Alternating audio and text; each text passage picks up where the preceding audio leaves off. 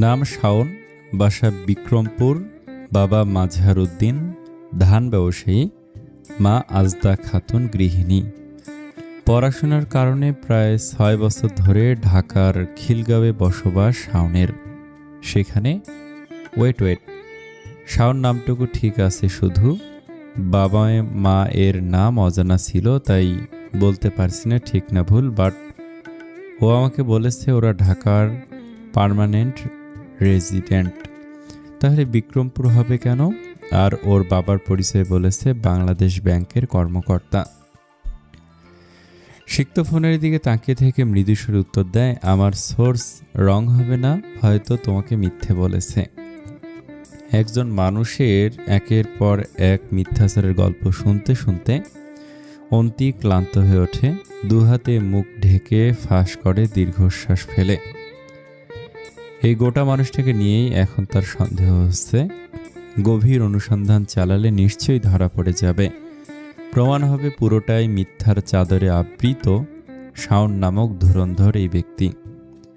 আর যে বাবা মা আত্মীয় স্বজন নিয়ে এসেছিল ওগুলো নিশ্চিত সাজানো, কিন্তু দোলা মেয়েটা কি এসব জানে, নাকি তাকেও তার মতো ফাঁদে ফেলে প্রেমের অভিনয় করে যাচ্ছে? মেয়েটাকে সাবধান করা উচিত, নয়তো সেও তার মতো ধোঁকা খাবে, ঠকে যাবে। ভালোবাসার প্রতি বিশ্বাস ভঙ্গুর হয়ে যাবে। আকাশ পাতাল ভাবতে ভাবতে অন্তির গা ঘেমে ওঠে। শ্রান্ত চোখে শিখতের দিকে তাকে বলে, একটা হেল্প করতে পারবেন? বলো। শাওনকে কি একটু ধরে বেঁধে আমার কাছে নিয়ে আসতে পারবেন, বা কোথাও একটু বন্দি করে রাখার ব্যবস্থা করে দিতে পারবেন? ওকে না মারা পর্যন্ত আমি শান্তি পাবো না। আমার শরীর ভালো থাকলে আমি নিজেই ম্যানেজ করে নিতে পারতাম, বাট এই মুহূর্তে পারছি না। সিক্ত তড়িৎ চোখে ফোন হতে দৃষ্টি তুলে অন্তির দিকে তাকায়। নরম কোমল মুখশ্রী হতে এমন তেজালো বার্তা শুনে ভুরুদয় কিঞ্চিত বাঁকা হয়ে আসে তার। সন্দিহান গলায় জিজ্ঞেস করে, মারামারি করতে পারো? পারি। করেছো কখনো? কাদের সাথে মারামারি করেছো? ছোটবেলায় ক্লাসমেটদের সাথে, টিনেজে এরিয়ার পোলাপানদের সাথে, বড়বেলায় শাওনকে। অন্তির অকপট উত্তর শুনে সিক্তের ঠোঁটের কোণে আপনা আপনি প্রসারিত হয়ে যায়। মনে মনে নিজেকে অভিবাদন জানায় চঞ্চল চুরি পাখি নামটা যথার্থ রাখার কারণে। নামের সাথে কর্ম একদম মিলে গিয়েছে। মারামারির কারণ শোনা উচিত আপনার, নয়তো জাজ করে বসবেন। অন্যায়কে প্রশ্রয় দাও কি? না। তাহলে কারণ শোনার আর প্রয়োজন বোধ করছি না। It's okay. মাঝে মাঝে মারামারি করা ভালো, শারীরিক ব্যায়াম হয়ে যায়। অন্তির চোখে কিছুটা বিস্ময়ের ভার নামে। ভর দুপুর বেলাতে গাছের ছায়ার নিচে দাঁড়িয়ে থাকা তার সঙ্গেকার মানুষটার কথা শুনতে পারে না সে পাল্টা জবাব ছুটতে। নেভিহান সাহেবের স্বল্প বাক্য তাকে সব সময় থামিয়ে দিতে সক্ষম। 1 মিনিট ওয়েট করতে পারবে? কোথায় যাবেন? সামনের মোড়ে। কেন? For a small matter. দাঁড়িয়ে থাকতে সমস্যা হলে গাড়ির ভিতরে বসতে পারো তুমি। না, ঠিক আছে, আমি এখানে, বাতাস লাগছে। ওকে, আসছি। অন্তি গাড়ির সাথে হেলান দিয়ে সিক্তের যাওয়ার পথে তাকিয়ে থাকে।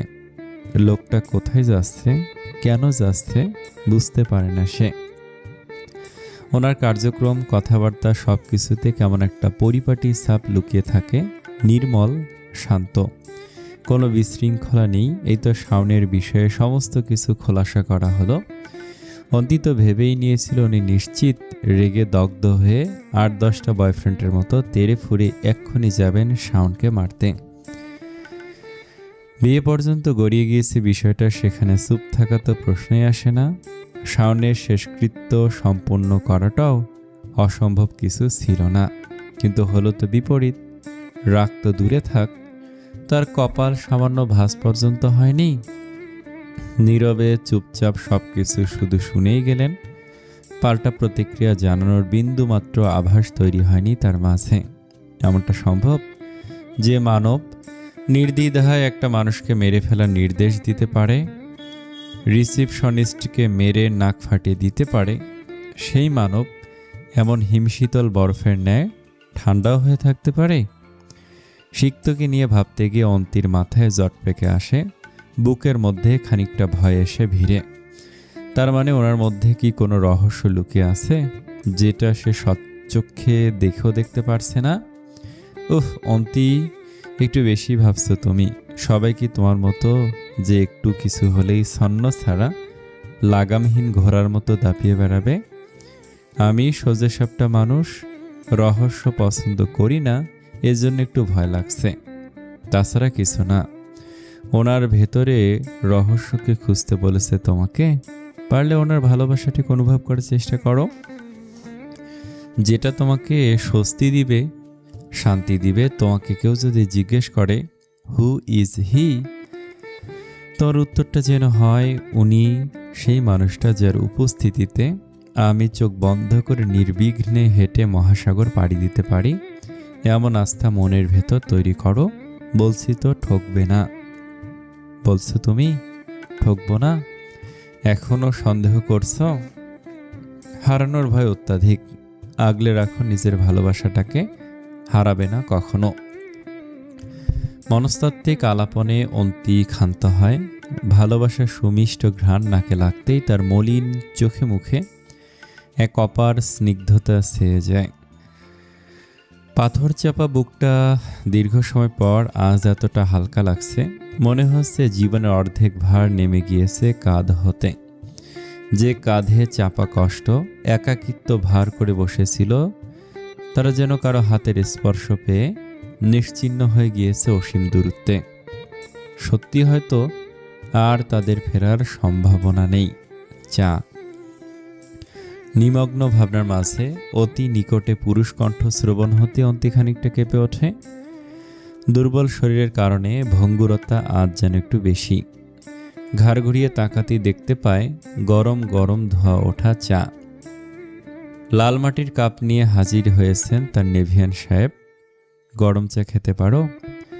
অন্তি মাটির কাপের দিকে এক পলক তাকে মোলায়েম গলায় বলে, আমি চা খুব একটা খেতে পারি না, ভয় লাগে যদি ঠোঁট পুড়ে যায়। একেবারেই খাও না? যখন খাই একদম ঠান্ডা করে খাই। You mean cold drinks? Onti হালকা হেসে উঠে সিক্তের কথায় চাপা সরে বলে, সবাই তাই বলে। গরম চা খেলে হেডেক থেকে অনেকটা রিলিফ পাওয়া যায়। চাইলে ট্রাই করতে পারো একবার, আস্থা দিন। সিক্ত অন্তির হাতে কাপটা দেওয়ার আগে নিজ হতে আলতো করে ফু দিতে থাকে। ধোয়া ওঠা গরম চাটাকে একটু সহনশীল করতে ব্যতিব্যস্ত তার মুখভঙ্গি। ধূসর রঙের শার্টে আবৃত একজন সুদর্শন পুরুষের এত যত্ন নিয়ে চায়ের কাপে ফু দেওয়ার দৃশ্যটা অন্তির চোখে এসে লাগে।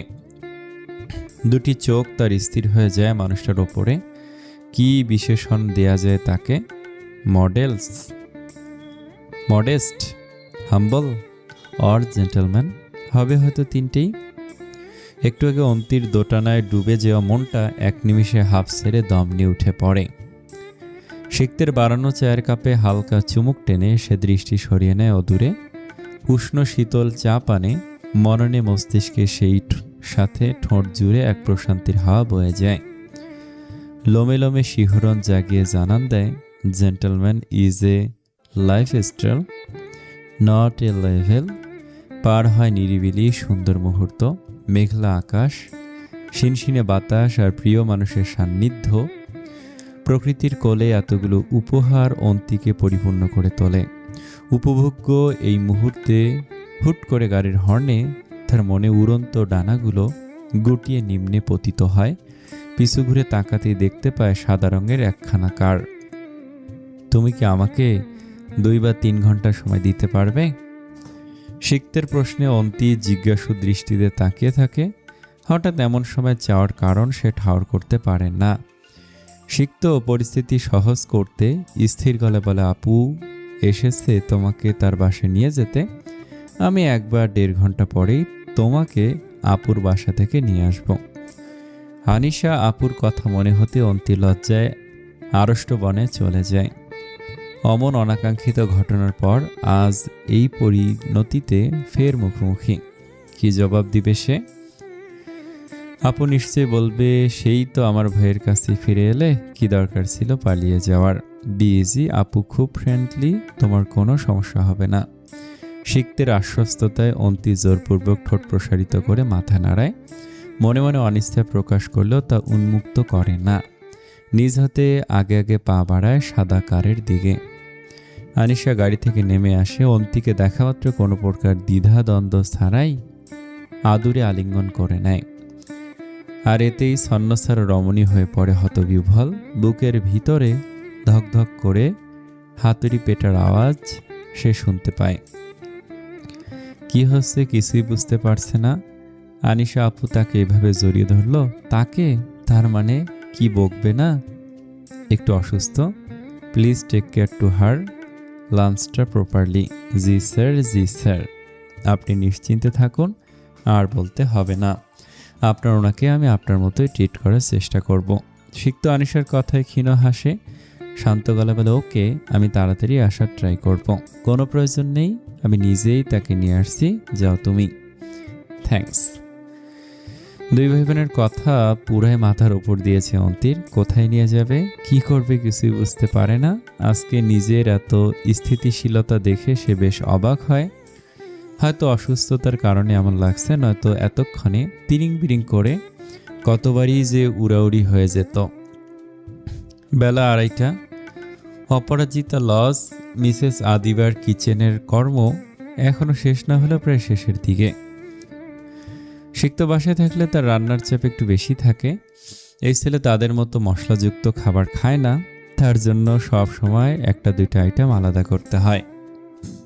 যেখানে বাঙালির ধর্ম দুপুরে মাছ ভাত দিয়ে পেট পুরে ভাত খাওয়া, সেখানে তার ছেলে খায় পরিমাণ করে 2 মুঠো ভাত আর একটা মাছের স্লাইস। আজকের মেনুতে রয়েছে চিকেন আইটেম। তেল মশলায় জর্জরিত চিকেন কারি দেখলে সিক্তের মুখ ভোতা হয়ে যায় নিশ্চিত। লম্বা সময় ধরে গম্ভীর মুখে এর অপকারিতা বর্ণনা করে যাবে। আর তার এই অপকারিতার বর্ণনা হতে রেহাই পাওয়ার জন্য মিসেস আদিবা করেছেন চিকেনের সাথে ব্রকলি স্টার ফ্রাই, প্যানে হালকা অলিভ অয়েলের বয়েল করে রাখা চিকেন আর ব্রকলি নেড়েচেড়ে মশলা হিসেবে শুধু গোলমরিচ আর রসুন কুচি যোগ করেছেন। ব্যাস, এতেই তৈরি ছেলের পছন্দের আইটেম। মা! অসময়ের ছেলের ডাক শুনে মিসেস আদিবা রান্না হতে মনোযোগ সরান। বিস্মিত নয়নে তাকে বলেন, তুমি কখন এলে? মাত্র এসেছি, তুমি কি ফিরে আসো? হ্যাঁ আসি, ভিতরে এসো। সিক্ত কিচেনে প্রবেশ করে সাদা রঙের মার্বেল কাউন্টার টপ ঘেঁষে দাঁড়ায়। পকেটে দুহাত ঢুকে ধীর গলায় বলে, I need to talk to you. বলতে পারো, শুনছি আমি। আমার অ্যাটেনশন প্রয়োজন মা। মিসেস আদিবা রান্না কমপ্লিট করে কিচেন টাওয়ালে হাত মুছতে মুছতে ছেলের সম্মুখে বরাবর ঘুরে দাঁড়ান। কপালে সূক্ষ্ম ভাঁজ ফুটিয়ে নিরেট হেসে বলেন, দিলাম অ্যাটেনশন, বলো এবার থ্যাঙ্কস। সিক্ত কয়েক সেকেন্ড নীরব থাকে, অতঃপর ঠান্ডা গলায় মায়ের দিকে দৃষ্টি স্থাপন করে বলে, আমি আমার পার্সোনাল লাইফের কিছু ইস্যু নিয়ে তোমার সাথে ফ্র্যাঙ্কলি কথা বলতে চাই। যদিও আমার উচিত ছিল বাবাকেও সাথে রাখা, বাট আমি আর বাবাকে কাজে ডিস্টার্ব করতে চাচ্ছি না। আমার মনে হচ্ছে তোমার সাথে কথা বললেই 70% শর্ট আউট হয়ে যাবে বিষয়টা। পার্সোনাল লাইফের ইস্যু? হ্যাঁ। আচ্ছা, বেশ ভালো। আমি তোমার বাবা দুজনেই ঠিক করেছিলাম তোমার সাথে এই বিষয় নিয়ে কথা বলবো। কি ভাবছো, কি করবে কিছুই তো জানাচ্ছ না। এখন জানাচ্ছি, কিন্তু একটা মূল শর্ত তোমাকে মানতে হবে। প্যাশেন্স বজায় রাখতে হবে। ঠান্ডা মাথায় শান্ত থেকে আমার কথাগুলো শুনতে হবে। বুঝতে হবে আগেই কোনো ধরনের প্রতিক্রিয়া জানাবে না। আর দয়া করে কাচের প্লেট গ্লাস হাতে নিবে না এই কয়েক মিনিটে। মিসেস আদিবা ছেলের কথায় চোখ সরু করেন, মৃদু হেসে বলেন, জটিল কিছু নাকি? আমার কাছে একদম ঠিকঠাক। আচ্ছা শুনি, শর্ত মানতে রাজি? রাজি। থ্যাঙ্কস। সিক্ত ঠোঁট গোল করে নিঃশ্বাস ঝেড়ে নিজের ভেতরে শক্তি সঞ্চার করে। শিথিল দৃষ্টিতে তাকে বলে, I have fallen in love with a beautiful charming lady. তোমরা আমাকে লাইফ পার্টনার চুজ করার পারমিশন দিয়েছিলে। আমার মনে হয় আমি সেটা করতে পেরেছি। এক্ষেত্রে প্রত্যেকের চয়েসের একটা ভিন্নতা থাকে। আমি আমার চোখে তাকে যেভাবে দেখি, তুমি বা তোমরা সেভাবে হয়তো দেখবে না। It's very normal. বাট আমি চাই তার সম্মানটা যে কোনোভাবে সে যেন যে কোনো পরিস্থিতিতে অক্ষুণ্ণ থাকে। ছেলের কথার ধাঁচ শুনে মিসেস আদিবার মনে কু ডাকে। অজানা সংশয়ে তার চোখ মুখে এক লহমায় শুকিয়ে ওঠে। শুকনো ঢোকলে বলেন, ওর যেহেতু পছন্দ হয়েছে আমাদেরও নিশ্চয়ই পছন্দ হবে। আফটার অল তোমার রুচিবোধ সম্পর্কে আমার যথেষ্ট পজিটিভ ধারণা রয়েছে। মেয়েটাকে খোলাসা করো। আমি অন্তিকে ভালোবাসি মা। শিক্তের পরিষ্কার নির্ভেজাল স্বীকারোক্তি। অন্তি নামটা শুনতে মিসেস আদিবের বুকের ভিতরটা প্রবল বেগে কেঁপে ওঠে। মেরুদণ্ড বেয়ে নেমে যায় শীতল স্রোত। নিজের কানে শোনা নামটাকে সে বিশ্বাস করতে চায় না। এতদিনে বুকে জমা ভয়গুলো সত্যি হতেই সে দিশেহারা হয়ে যায়। কম্পনরত গলায় বলেন, কি বলছো তুমি? অন্তি কেন শিখত? অন্তি কেন? দুনিয়াতে কি তোমার চয়েস করার মতো আর কোনো মেয়ে ছিল না? মিসেস আদিবার জোরালো গলার ধ্বনি শুনে পুরো কিচেনে ছড়িয়ে যায়। অবিশ্বাস্য দৃষ্টিতে সে তাকিয়ে থাকেন ছেলের দিকে। সিক্ত কাউন্টার টপ ছেড়ে মায়ের কাছে বেস ক্যাবিনেটে গিয়ে দাঁড়ায়। মাথায় হাত রেখে নরম চোখে তাকে বলে, শান্ত হও। আমার শর্ত তুমি মানবে, কথা দিয়েছ। যে মেয়ে তোমাকে বিয়ে করবে না বলে পালিয়ে গিয়েছিল, বিয়ের আসরে আমাদের রেপুটেশন নষ্ট করেছে, যে মেয়ের নির্দিষ্ট কোনো জীবনধারা নেই, তুমি তাকে চয়েস করেছ। Are you joking with me somehow? আমাকে কথা বলার সুযোগ না দিলে কিভাবে ক্লিয়ার করব তোমাকে? কি ক্লিয়ার করবে তুমি? শুরুতে তো সব কিছু এলোমেলো করে ফেলেছ। আমি কিছুই শুনতে রাজি নই শিখত। প্লিজ তুমি সব বাদ দাও। আমার পছন্দ করা মেয়ে আছে, তার সাথেই তোমাকে কমিটমেন্টে যেতে হবে। অন্তি বাদ, টোটালি বাদ। তোমার পার্সপেক্টিভ ফোর্সের দিকে চলে যাচ্ছে মা। একজন হায়ার এডুকেটেড পার্সনের থেকে এরকম মাইন্ডসেট আমি এক্সপেক্ট করি না। প্লিজ নিজেকে কন্ট্রোল করো। সে অপশনটা তুমি রেখেছো কোথায়? আমি মনে প্রাণে যাকে চাইতাম না, তুমি তাকেই পছন্দ করেছ। সিক্ত মায়ের মাথায় হাত বুলিয়ে স্মিত হেসে বলে, তুমি যাকে মনে প্রাণে চাও না তাকেই আমি মনে প্রাণে চাই সারা জীবনের জন্য। আমি তাকে যেভাবে অবজার্ভ করেছি তুমি তাকে সেভাবে করনি। অন্তিকেই আমি প্রথম ভালোবেসেছি। আমি প্রথম আমার অনুভূতি প্রকাশ করেছি। ওর কিন্তু আমার প্রতি কোনো অনুভূতি ছিল না এবং ডিস্টার্ব ফিল করতো। বাট ওই যে আমার তাকে ভালো লেগেছে, তাকে ছাড়া আমার আর কোনো অপশন নেই। তখন থেকেই তাকে আমার করে বেঁধে ফেলেছি। ও কি তোমাকে এখন ভালোবাসে? ওর চারপাশ জুড়ে আমি কঠিন বেষ্টনী তৈরি করে ফেলেছিলাম। বাচ্চা মেয়েটা বের হওয়ার পথ খুঁজে না পেয়ে আটকে গিয়েছে আমার মধ্যে। একটু ভালোবাসা পেলেই ভালোবাসবে। শিখতে জবাব শুনে মিসেস আদিবার রাগে দুঃখে চোখে জল চলে এসে অসহায় কণ্ঠে বলেন, জুথি মেয়েটা সব দিক ছিল ঠিক, সুন্দরী, well educated, family oriented, good behaviour. তোমার একটাবারের জন্য এত কাছ থেকেও তাকে মনে ধরল না। এই কম্পেয়ার খুব খারাপ একটা জিনিস মা। আল্লাহ পৃথিবীতে কোনো মানুষকে সর্বদিক দিয়ে পারফেক্ট করে দুনিয়াতে পাঠায়নি। একটা না একটা দিকে ল্যাক সবারই আছে। এটার বিশেষ কারণ যাতে আমাদের মধ্যে ইগো তৈরি না হয়।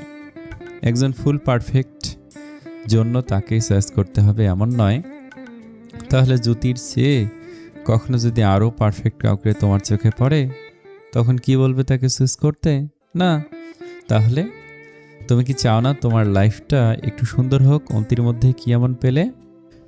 অন্তির মধ্যে আমি যা পেয়েছি সেটা আমার লাইফটাকে সুন্দর করার জন্য যথেষ্ট। She is a blooming flower. ওর ভাইব্রেন্ট পার্সোনালিটিতে আমি কঠিনভাবে আকৃষ্ট হয়ে গিয়েছি। সহজ কথায় এই মেয়েটাকে আমি খুব ভালোবাসি। মিসেস আদিবা ছেলের হতে চোখ সরিয়ে জল মোছেন। নাক টেনে নিজেকে ধাতস্থ করার চেষ্টায় বলেন, মানুষ যেটা নিয়ে বেশি ভয় পায় সেটাই তার সাথে ঘটে। আমি সত্যি এমনটা এক্সপেক্ট করিনি। ভেবেছিলাম আমার একমাত্র পুত্রবধূ আমার ভীষণ পছন্দের হবে। অন্তিকে তো শুরুতে ভীষণ পছন্দ করেছিলে, এখন অপছন্দের হলো কেন? তুমি জানো না কেন? ওর তো অন্য কোথাও রিলেশন আছে, যার কারণে বিয়ের আসর থেকে পালিয়েছে। আই থিঙ্ক আল্লাহ ওর জন্য আমাকেই সিলেক্ট করেছেন। জন্য যে কোনোভাবে হোক সেটা ভেঙে গিয়ে আবার আমার কাছে ফিরে এসেছে। তোমার লজিকের সাথে আমি পারবো না শিখতো, আমি কথা বাড়তে চাই না এই নিয়ে, যা খুশি করো তুমি। বড় হয়েছ, নিজে নিজে ডিসিশন নিতে সক্ষম তুমি, যেটা ভালো বোঝো সেটাই করো। মায়ের অভিমানী কণ্ঠ সেই সাথে চোখে জল দেখে সিক্ত চাপা নিঃশ্বাস ফেলে। কোনো প্রকার বাক্য ব্যয় না করে হাত ধরে সোজা ডাইনিং টেবিলে নিয়ে যায় তাকে। চেয়ার টেনে বসিয়ে গ্লাসে পানি ঢেলে এগিয়ে দিয়ে শীতল কণ্ঠে বলে, প্লিজ। লাগবে না, ঠিক আছে আমি। মিসেস আদিবার প্রত্যাখ্যানে সিক্ত আর দ্বিতীয় বাক্য ব্যয় করে না। গ্লাস রেখে সামনাসামনি একটা চেয়ার টেনে বসে পড়ে। মুহূর্তটাকে সুস্থির করতে কিছুটা সময় নেয় সে। অতঃপর মায়ের দিকে পূর্ণ নজর রেখে বলে, আমি চাইলে অন্তিকে সরাসরি তোমার সাথে এখন মিট করাতে নিয়ে আসতে পারতাম মা, বাট আমি সেটা ইচ্ছাকৃতভাবে করিনি। ওর থেকে কিছুটা সময় নিয়েছি। আমি কোনোভাবেই চাই না তোমাদের সাক্ষাতে দুজন দুজনের জায়গা থেকে অড ফিল করো বা দুজনই কোনোভাবে অসম্মান বোধ করো। আমি তোমাকে প্রায়োরিটি লিস্টে রাখি। আমার পার্সোনাল ডিসিশনে তোমাকে প্রয়োজন মনে করি জন্য আগে থেকে ক্লিয়ার করতে এসেছি। এরপর যদি বলো আমার লাইফে আমি যা খুশি তাই করতে পারি, really it is discipline for me. আমি বাধা দিচ্ছি কোথায়? মানতেও তো পারছো না। মেনেছি, মনে অসন্তুষ্টত্ব রেখে মুখে মেনেছি বলার চাইতে বাধা দাও। মিসেস আদিবা ছেলের কথায় সুস্পষ্ট মুখরেখার দিকে না তাকিয়ে পারেন না। কণ্ঠে কিছুটা আশ্চর্যের সুর টেনে নীরস ভঙ্গিতে বলেন, ভালো ডিফেন্ড করতে শিখেছো দেখছি। এতদিন তোমার বাবা আর আমি ভাবতাম তোমার হয়তো পেশাগত জীবন আর দেশ বিদেশ ট্যুর ছাড়া অন্য কোথাও কোনো কিছুতে ধ্যান নেই। সোশ্যাল লাইফে সেটেল করানোর জন্যই আমরা মূলত বিয়ের ডিসিশন নিয়েছিলাম। বাট আই ওয়াজ গেটিং রং। চাচাদের মতোই প্রেমিক পুরুষ হয়েছ। সিক্ত মায়ের খোঁচাতে মাথা নিচু করে কিঞ্চিত হাসে। মেজো এবং ছোট চাচা দুজনের লাভ ম্যারেজের বেশ কাহিনী হওয়াতে প্রায় তাদের উদাহরণ উঠে আসে। আজ একদম খাপে খাপ মিলে গিয়েছে। তাদেরই উত্তরসূরি তাদের ভাতিজা, জানলে নিশ্চয়ই খুশি হবেন। চাচারা কিন্তু সুখে আছেন। তুমি জানো ও কতটা চঞ্চল, রাস্তাঘাটে হেসে দৌড়ে বেড়ায়। বাচ্চা একটা মেয়ে, ওর সময়ই তো এখন হেসে খেলে বেড়ানোর। তোমাদের বয়সে গেলে কথা দিচ্ছে একদম শান্ত ভদ্র বুঝদার হয়ে যাবে। এমনভাবে বলছো বাচ্চা মেয়ে, মনে হচ্ছে নেহেরিসের চেয়েও ছোট। আমার তোকে তাই মনে হয় মাঝে মাঝে। আমার সত্যি বিশ্বাস করতে কষ্ট হচ্ছে সিক্ত। তোমার মতো ম্যাচিউর সেন্সিবল ছেলে। Love has a power to overcome everything and the courage to break every rule.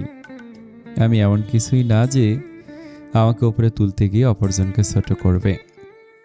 ছেলের পাল্টা যুক্তি জবাবে মিসেস আদিবা দীর্ঘশ্বাস ফেলেন। শক্ত গলায় বলেন, বুঝতে পেরেছি। চাচাদের বাতাস গায়ে লেগেছে তোমার, পিছু হটার সুযোগ নেই। অন্তিকে ভালো না বাসলে ওর প্রতি নমনীয়তা আনো প্লিজ। আমি কঠিন হলাম কখন? সিক্ত বড় দেয়াল ঘড়ির দিকে এক পলক তাকে বলে, টোনটা আর একটু লো করো। আপু ওকে নিয়ে আসছে তোমার সাথে মিট করাতে। সিক্তের কথা শেষ হতে না হতে আনিশা অন্তিকে নিয়ে বাসায় প্রবেশ করে। প্রফুল্ল গলায় হেসে বলে, মা সারপ্রাইজ তোমার জন্য, দেখো তোমার হবু বৌমাকে একদম ধরে বেঁধে নিয়ে এসেছি। প্রথমবার ধোকা দিয়ে পালিয়ে গিয়েছিল তো কি হয়েছে, এবার আর সুযোগ নেই। অপরাজিতা লজে তুমি এবার বন্দি। অন্তি ধীর পায়ে ভিতরে প্রবেশ করে জড়সড় হয়ে আনিশার পিছনে দাঁড়ায়। বুকের ভিতরে আবার সে হাতুড়ি পেটা শুরু করেছে। যাদের সম্মুখে ভেবেছিল কখনো আর দাঁড়াবে না, ভাগ্য ঘুরে ফিরে আবারও সেই তাদের সামনে এনেই দাঁড় করিয়েছে। আসার সময় কত বাহানা আটলো, আজ দেখা করবে না আন্টির সাথে, কিন্তু আনিশা নাসরবান্দা জোর করে নিয়ে এসেছে। এসব কিছু নেভিয়ান সাহেবের দোষ। অন্তি আসার সাথে সাথে সিক্ত বসা ছেড়ে উঠে দাঁড়ায়। মায়ের সামনে তাকে বসার জন্য নিজ হতে চেয়ার টেনে দিয়ে চোখের পাতায় আশ্বস্ত করে, হাতের ইশারায় বসার জন্য অনুরোধ করে, ছোট করে বলে, প্লিজ সিট। অন্তি এক সাগর পরিমাণ ভয় নিয়ে কোনো মতে নিজেকে সুস্থির করে। শিক্ষের কার্যক্রমে সামান্য ঠোঁট প্রসারিত করে নীরব প্রত্যুত্তর জানায়। চেয়ারে বসতে মুখোমুখি হয় মিসেস আদিবার। আসসালামু আলাইকুম আন্টি। ওয়ালাইকুম সালাম। গম গমে কণ্ঠস্বরে কেমন আছেন কথাটা বলতেই অন্তির দম ফুরিয়ে আসে। বলতে চেয়েও কেন জানি বলতে পারে না সে। আনিশা বিষয়টা ধরতে পেরে পরিস্থিতি স্বাভাবিক করতে উৎফুল্ল চিত্তে বলে, মা যেন নেহরিশ আসার সময় সে কি কান্না! সে তো আসতেই দিবে না, পালিয়ে এসেছি আমরা। কি বলছো, কান্না কেন করেছে নানুমণি? কারণ তোমার হবু বৌমা। ওরে বাবা, ঘণ্টাখানিকের পরিচয় সে কি দুজনের মিল! শিখতে চুরি পাখিকে সে নিজের কাছে বন্দি করবে। শিখতের চুরি পাখি, সেটা আবার কে? মিসেস আদিবার জিজ্ঞাসা চাহনিতে লজ্জায় পড়ে যায় অন্তি। সঙ্গে সঙ্গে মাথা নামিয়ে নিয়ে কাঠের টেবিলের আড়ালে গিয়ে দাঁড়ানো নেভিয়ান সাহেবের হাত খামছে ধরে। এই লোক চুরি পাখি বলে বলে জনসম্মুখে একদম তাকে লজ্জায় ফেলে দিয়েছে। আনিশা আপুর পুরো শ্বশুরবাড়ি জেনে গিয়েছে সে নেভিয়ান সাহেবের চুরি পাখি। এই নিয়ে সবাই তাকে পোষ মানানোর জন্য কত কি রম্য রচনা রটালো। নেহরিশ তো পারে না সত্যি সত্যি খাঁচায় এনে বন্দি করতে, কোনো মতে পালিয়ে এসেছে। এখন আবার সেই একই পরিস্থিতি। সিক্ত অন্তির হাত খামছে ধরাতে আর উন্মুক্ত করে না চুরি পাখির পরিচয়। মেয়েটা লজ্জা পাবে ভেবে সে চোখের ইশারায় আনিশাকে কথার মোড় ঘোরাতে বলে, আরে স্পেশাল পরে বলবো, তার আগে বলো সারপ্রাইজটা কেমন দিলাম। সারপ্রাইজ? কিসের সারপ্রাইজের কথা চলছে এখানে? অফিস হতে স্যুটটাই খুলতে খুলতে ফয়সাল সাহেব প্রবেশ করেন ভিতরে। লিভিং রুমের সোফায় তার প্রয়োজনীয় জিনিসপত্র রেখে ডাইনিংয়ের উদ্দেশ্যে হাঁটা ধরেন। সম্মুখমুখী হয়ে বসে থাকা আগন্তুকের দিকে তাকিয়ে থেকে বলেন, স্পেশাল গেস্ট মনে হচ্ছে। অন্তি ফয়সাল সাহেবের মুখোমুখি হতে চেয়ার ছেড়ে উঠে দাঁড়ায়। আড়ষ্ট চাহনিতে তাকিয়ে সালাম প্রদান করতেই ফয়সাল সাহেব থমকে দাঁড়ান। ভুল দেখছেন ভেবে চোখ হতে চশমা খুলে ফেলেন তৎক্ষণাৎ। কিয়ৎসেকেন্ড বিস্মিত নয়নে তাকিয়ে থাকা শেষে বিড়বিড়িয়ে সালামের উত্তর নেন তিনি, বাবা তোর হবু বৌমা। ফয়সাল সাহেব মেয়ের কথা শুনে সরাসরি দৃষ্টি নিক্ষেপ করেন ছেলের দিকে। সিক্ত সামান্য মাথা নাড়িয়ে বিষয়টা নিশ্চিত করতেই তার কাছে সবকিছু পানির ন্যায় পরিষ্কার হয়ে যায়। এই তাহলে সে ইমার্জেন্সি কলার যার জন্য তার এত স্যাক্রিফাইস। সুবহানা মেহবুব অন্তি, বসো বসো। ফয়সাল সাহেব নিগ্রুর ভাব ছেড়ে অন্তিকে বসার নির্দেশ দিয়ে নিজে একখানা চেয়ার টেনে নেন। স্ত্রীর মুখের দিকে তাকাতেই দেখতে পান সেদিকটায় আষাঢ়ে মেঘে সরাসরি। তবে বুঝতে অক্ষম হন না এর পিছনে আসল কারণ। ছেলে এত এত কাণ্ড ঘটিয়েছে, চৈত্রের রোদ্দুর ওঠা তো একটু কঠিন। কেমন আছো? জি আঙ্কেল, ভালো। আপনি? সারপ্রাইজ পেয়ে ভালোই থাকার কথা। তোমার পরিবারের সবাই কেমন আছে? ভালো আছে? ফয়সাল সাহেব চোখে ফের চশমা পরে শিকতের দিকে তাকান। গম্ভীর কণ্ঠে বলেন, আজকে মিট করাবে, বিষয়টা আমাকে জানাওনি কেন? লাঞ্চে বাসায় না এলে আমি তো জানতামই না। সাথে সারপ্রাইজে মোটামুটি শক্ট হতাম না। বাবা তুমি শক্ট হয়েছ, হওয়া উচিত নয় কি? আনিশা মুচকি হেসে মায়ের দিকে তাকিয়ে বলে, না ঠিকই আছে, আমি নিজেও শক্ট হয়েছিলাম। আদিবা কথা বলছো না কেন? ছেলে তো একদম কাজের কাজ করে ফেলেছে। তোমার কি মতামত? তোমাদের যা মতামত আমারও সেই মতামত। কারো বিরুদ্ধে গিয়ে শত্রু হওয়ার ইচ্ছে নেই। মিসেস আদিবার রুষ্ট কণ্ঠ শুনে ফয়সাল সাহেব ছেলের দিকে নজর ফেরান। আবহাওয়া উত্তপ্ত দেখে কণ্ঠ পরিষ্কার করে বলেন, এই দুষ্টু মেয়ে আর কি পালাবে? ফয়সাল সাহেবের কথা শুনে অন্তি মাথা নিচু করে চোখ বন্ধ করে নেয় আলতো করে। ধীরভাবে মাথা নাড়িয়ে না জানাতেই গুরু গম্ভীর স্বরে ভেসে আসে, এবার পালালে পুলিশে ধরিয়ে দেব। বাবা নিশ্চিত থাকো তুমি, তোমার ছেলে পালানোর সুযোগই তো দিবে না। গুড শিখত। জি বাবা। পরিকল্পনা কি তাহলে? নওশাদ সাহেবের সাথে আবার কথা বলতে হবে নাকি? শিখত জবাব দেওয়ার আগ মুহূর্তে অন্তি আবার অন্তরালে হাত খামছে ধরে তার। বাবার সাথে কথা বলার বিষয়টা এড়িয়ে যাওয়ার সূক্ষ্ম ইঙ্গিত দেয়।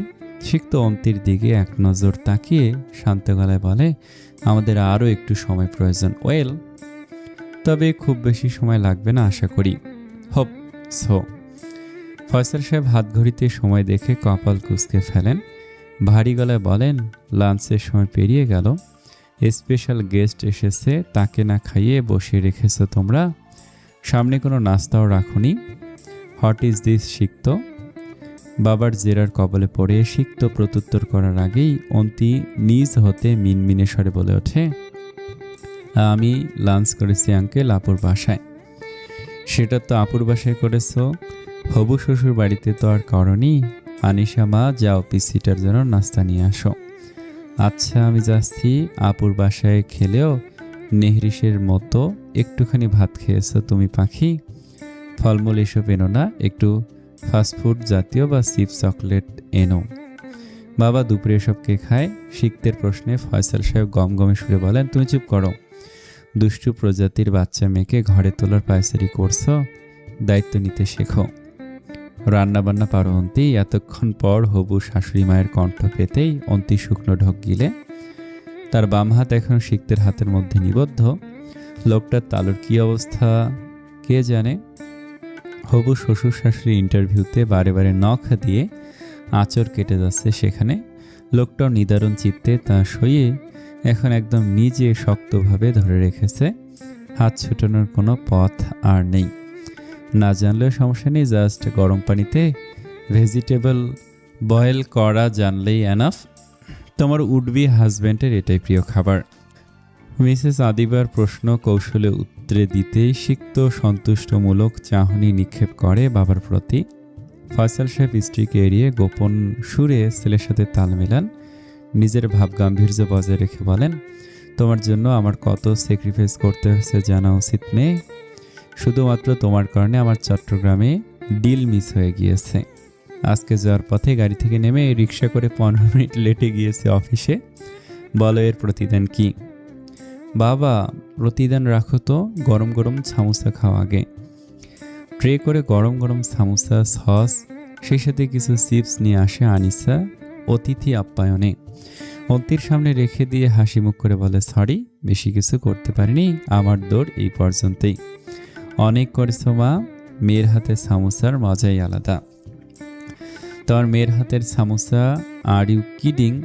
এটা আমি বানিয়ে ফ্রোজেন করে রেখেছিলাম। ফয়সাল সাহেব স্ত্রীর কথা শুনে হালকা কেসে ওঠেন। মেয়ের দিকে তাকে বলেন, ফ্রাই করা মানেও রান্না করা, তাই না মা? এক্স্যাক্টলি বাবা, কিন্তু সরি টু সে কেউ কেউ তা বুঝতে চায় না। বাবা মেয়ের খুনসুটির মধ্যে অন্তির গরম গরম সামোসা দেখে ভীষণ লোভ পায়। মাছ সে খেতে পারে না, জন্য লাঞ্চে অল্প একটু ভাত খেয়েছিল। এখন মুসমুসে সামোসার দেখা পেতেই বেলাস ক্ষুধা আবার মাথাছাড়া দিয়ে উঠেছে। ইস, এই মুহূর্তে নেভিয়ান সাহেব ছাড়া আর যদি কেউ না থাকতো তাহলে সব সামোসা সে একাই খেয়ে ফেলতো। নেভিয়ান সাহেব তো এগুলো খায় না, তাই আর ভাগ দিত হতো না। কিন্তু এখানে তো সবাই আছে, নাস্তা তো আনলো ঠিকই, খেতে বলছে না কেন? সময় পেরোয় খানিকটা। অন্তির সামোসার প্রতি অসহায়ত্ব ক্রমেই বেড়ে ওঠে। তাদের কথোপকথন সব মাথার উপর দিয়ে যায়। এই মুহূর্তে মন বলছে চুপি চুপি নেভিয়ান সাহেবকে বলতে, আমাকে প্লিজ একটা সামোসা খেতে দিন। এই মুহূর্তে আমার সামোসা খাওয়াটা ভীষণ দরকার, নইলে আমি অনাহারে ক্লিষ্ট হয়ে যাব।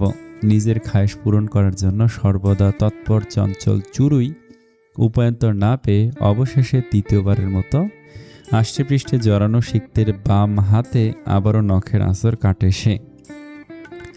চলমান কথার মাঝে সিক্ত তাকাতে অন্তি সাবধানী চোখে সবার দিকে নজর বুলিয়ে সামোসার ট্রের দিকে ইশারা করে তাকে। সিক্ত পারে না অন্তির কাণ্ডে হাসতে। ঠোঁটে ঠোঁট চেপে হাসি দমিয়ে স্বাভাবিক গলে বলে, বাবা গেস্টকে না খেয়ে রেখেছ তো? ফয়সাল সাহেব বিষয়টা অনুধাবন করতে দুঃখী মনোভাব নিয়ে ব্যস্ত কণ্ঠে বলেন, ও গড, সরি, কথার তালে হারিয়ে গিয়েছিলাম, প্লিজ নাও নাও। সামোসা নেওয়ার আদেশ করতেই শিখতে অন্তির দুর্বিসহ মুহূর্ত লগ্নে ঝকঝকে হাসি ফোটে। মনে মনে ধন্যবাদ জানায় তার নেভিয়ান সাহেবকে। লক্ষ্মীমের মতো নিজ দায়িত্বে সে সামোসা হাতে তুলে নেয়, সকল প্রকার দ্বিধাদ্বন্দ্ব দূর করে সঙ্গে সঙ্গে খাওয়া শুরু করে।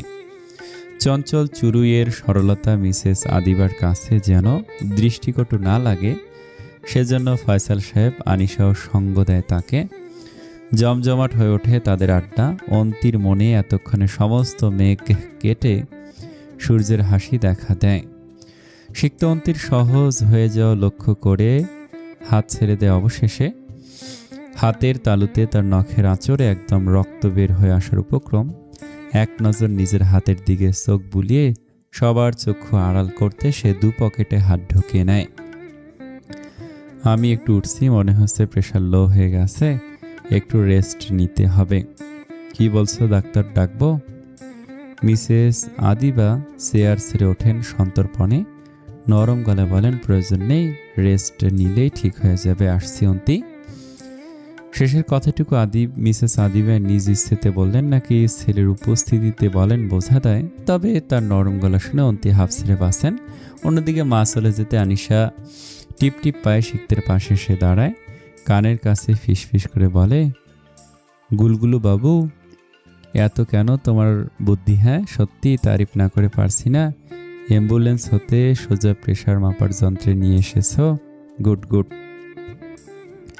সন্ধ্যার আজ মৃদুমন্দ অপরিচিত লজ হতে বাসায় এসে পৌঁছাতেই 6:30 পার হয়েছে অন্তির।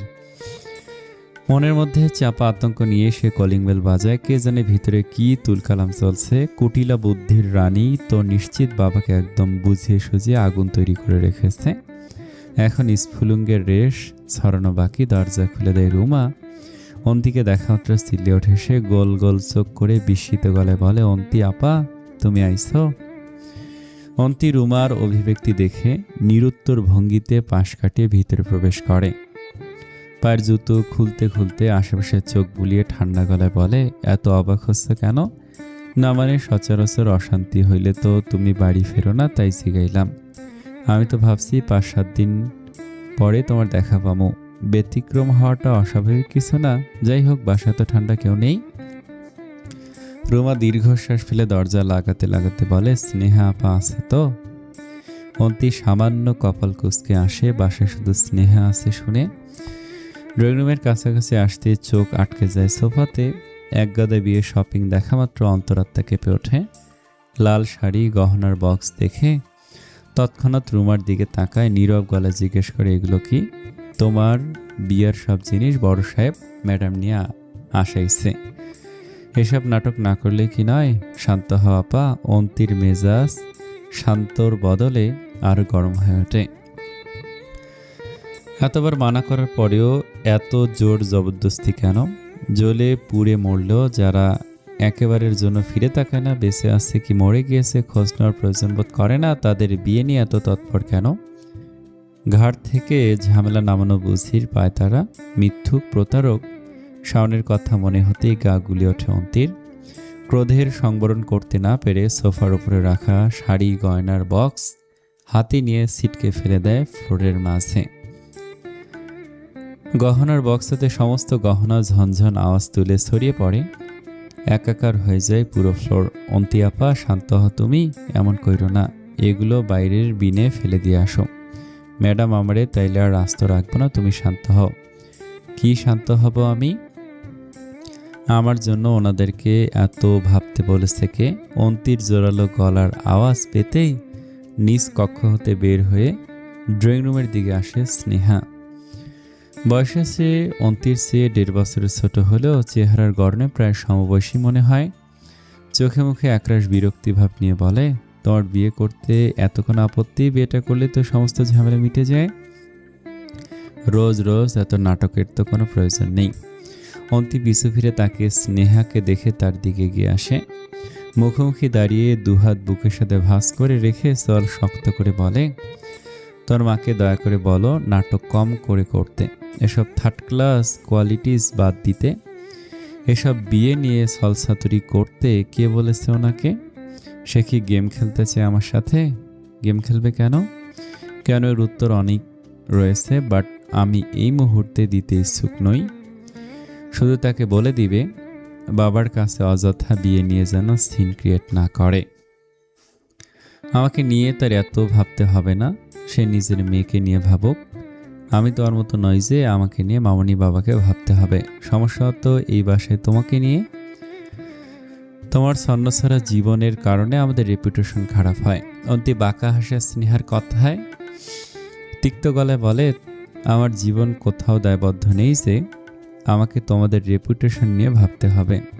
আমার যা কিছু ছিল সব কেড়ে নিয়েছো তোমরা মামে। সো প্লিজ এসব সোশ্যাল রুলস রেগুলেশন নিয়ে কথা বলতে আসবে না। আমি কিন্তু ভালো মেয়ে না যে জোর জবরদস্তি করলে মেনে নিব। উল্টো পরিস্থিতি আরও খারাপ হবে, বিষয়টা মাথায় রেখো। অন্তি আপা তোমরা থামো, আগেই এত হাল্লা কাল্লা কইর না। তোমার বিয়া মনে হয় না এইখানে হইব, আমার একটু কথা কইতে দাও। রুমার জোর দিয়ে বলা কথায় অন্তি স্নেহা দুজনেই থেমে যায়। একটু সুযোগ রুমা পেতেই চাপা নিঃশ্বাস ছেড়ে বলে, একটু আগে কেটা জানি ফোন করছিল বড় সাহেব রে। কথা শেষ করতে না করতে ম্যাডাম রে ডাইকা তাড়াহুড়ো করে চলে গেল বাইরে। যাইতে যেতে কইল, শাওন মানে যার সাথে তোমার বিয়ে ঠিক হয়েছে, হ্যাঁ রে হাসপাতালে নিয়ে যাইতেছে। সদ্য প্রাপ্ত খবর শোনা মাত্র অন্তির দৃষ্টি স্থির হয়ে যায় কিয়ৎক্ষণের জন্য। শাহন হাসপাতালে কিভাবে? দ্বিধা মিশ্রিত চাহনি নিক্ষেপ করে বলে, তুমি নিশ্চিত? নিজ কানে শুনছি। অন্তি সরু চোখে তাকিয়ে হেসে উঠে বলে, রিয়েলি বেটা হসপিটালে? এত ভালো একটা খবর তুমি এখন বলছো কেন আমাকে? তুমি যে রাইগা আছো কইবার দিতেছ আর কোনে? বাসায় ঢোকার সাথে সাথে বললে, এসব জিনিস নেড়ে হাত নষ্ট করতাম না। অন্তির ঠেস দিয়ে বলা কথায় স্নেহার মুখরেখায় আধার নামে। তার মায়ের কেনা শাড়ি গহনাকে সে যে পরোক্ষভাবে ময়লা আখ্যা দিল এটা বুঝতে আর বাকি নেই। রুষ্ট কণ্ঠে বলে, এবার খুশি? বিয়ে ভেঙে গিয়েছে? শাট আপ, ছোট হয়ে বেশি কথা বলতে আসবেন, নিজের কাজ করো গিয়ে। অন্তির ধমকে স্নেহা মুখ ফুলিয়ে হনহনিয়ে চলে যায় নিজ কক্ষে। মুখ ফুটে পাল্টা প্রত্যুত্তর করার আর সাহস হয় না। মুখে মুখে তর্ক করলেও ভিতরে ভিতরে অন্তিকে দেখে একটু ভয়ই পায় সে। কেননা ছন্নময়ী এই মেয়েকে ভরসা করা কঠিন, কখন কি অঘটন ঘটিয়ে ফেলবে তার ঠিক নেই। রুমা ফ্লোরে ছড়িয়ে ছিটিয়ে থাকা শাড়ির গহনা তুলতে ব্যস্ত হয়ে পড়ে। অন্যদিকে অন্তির মস্তিষ্কে এসে জট পাকায় ভাবনা, হঠাৎ শাওন হসপিটালে কিভাবে? কেউ মেরেছে কি? কিন্তু কে মারবে? নেভিয়ান সাহেব তো আজকে সাথেই ছিল সারাদিন, তার মারাটা প্রায় অস্বাভাবিক। আর সবচেয়ে বড় কথা, তার মধ্যে শাওনকে নিয়ে কোনো ভাবান্তরই ছিল না, খুব সহজভাবে নিয়েছিল বিষয়টা। তাহলে রহস্যের গন্ধে নিমজ্জিত হওয়ার পথে অন্তি ডুবো ডুবো মুহূর্তে হুট করে বেজে ওঠে তার ফোন। স্থির দৃষ্টিতে মনোযোগ বিঘ্নিত হতেই তার কপাল ভাঁজ হয়ে আসে খানিকটা। পকেট হতে ফোনটা বের করতে স্ক্রিনে ভেসে ওঠে নানুর নাম্বার। নানু, কই আসফস? বাসায়। আইতে পারবি কি এখন একটু? অন্তি এক পলক ঘড়ির কাঁটার দিকে তাকিয়ে ব্যস্ত গলায় বলে, হ্যাঁ পারবো। তোমার শরীর কি ঠিক আছে? কিছু হয়েছে কি? আমি ঠিক আছি, তোর খালার কি জানি কাজ বাঁচতে হে বাইর হইছে। এদিকে তোর ছোট নানু আজ দেশে ফিরছে, ফোন দিয়ে কইতাছে অক্ষণি দেখা করবার। কি ঝামেলা? যাও তুমি দেখা করে এসো। তুই আয়, একলগে যামু। তোরে শাহানা দেখবার চাইছে। আমাকে দেখবার কিছু নেই নানু, তোর বোন আমাকে দেখলে খালি চুল নিয়ে বকাবকি করে, আমি যাব না। এ সেমনি চুল কাইটা কান বরাবর করবা, বকবো না আদর করবো। আয় আয়, মেলা তো আনছে তোর জন্য।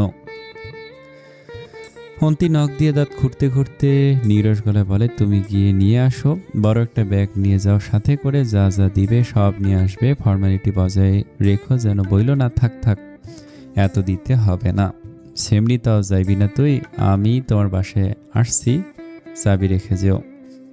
কে কি করবি একা একা বাসায়? ভালো লাগছে না এখানে? ফোনের অপর পাশ হতে সায়রা খানম খানিক সেকেন্ড চুপ হয়ে যান, অতঃপর নরম গলায় বলেন, আচ্ছা আয়। রাত 8টা। খিলগাঁওয়ের পুরনো লালসে ইটের দোতলা বাড়ির লাইট জ্বলে ওঠে। অন্তি সবেমাত্র নানুর বাড়িতে ঢুকে সমস্ত আলো জ্বালিয়ে দেয়। দরজা লাগিয়ে দিয়ে ডাইনিং টেবিলে ফোনটা রেখে কোনো রকমের ভনিতা ছাড়াই সোজা চলে যায় নানুর ঘরে। নিষিদ্ধ এক জিনিসের প্রতি একরাশ আকর্ষণ তার মনের মধ্যে লুকানো রয়েছিল বেশ কিছুদিন হলো। সুযোগের অপেক্ষায় ছিল কবে একটু মিলবে সময়। আজ সেই সময় নিজ হতে ধরা দিয়েছে তাকে। অপেক্ষা করার প্রশ্নে আসে না। অন্তির দুচোখ খুঁজে চলেছে নানুর পুরনো সেই লোহার ট্রাঙ্ক। মাঝারি সাইজের ট্রাঙ্কটা সেদিন যেখানে ছিল আজ আর সেখানে নেই। পুরো ঘর খোঁজাখুঁজি করেও যখন হদিশ মেলে না, তখন হুট করে সেগুন কাঠের খাটের নিচ বরাবর উকি দেয়। মিলে যায় কাঙ্ক্ষিত বস্তু।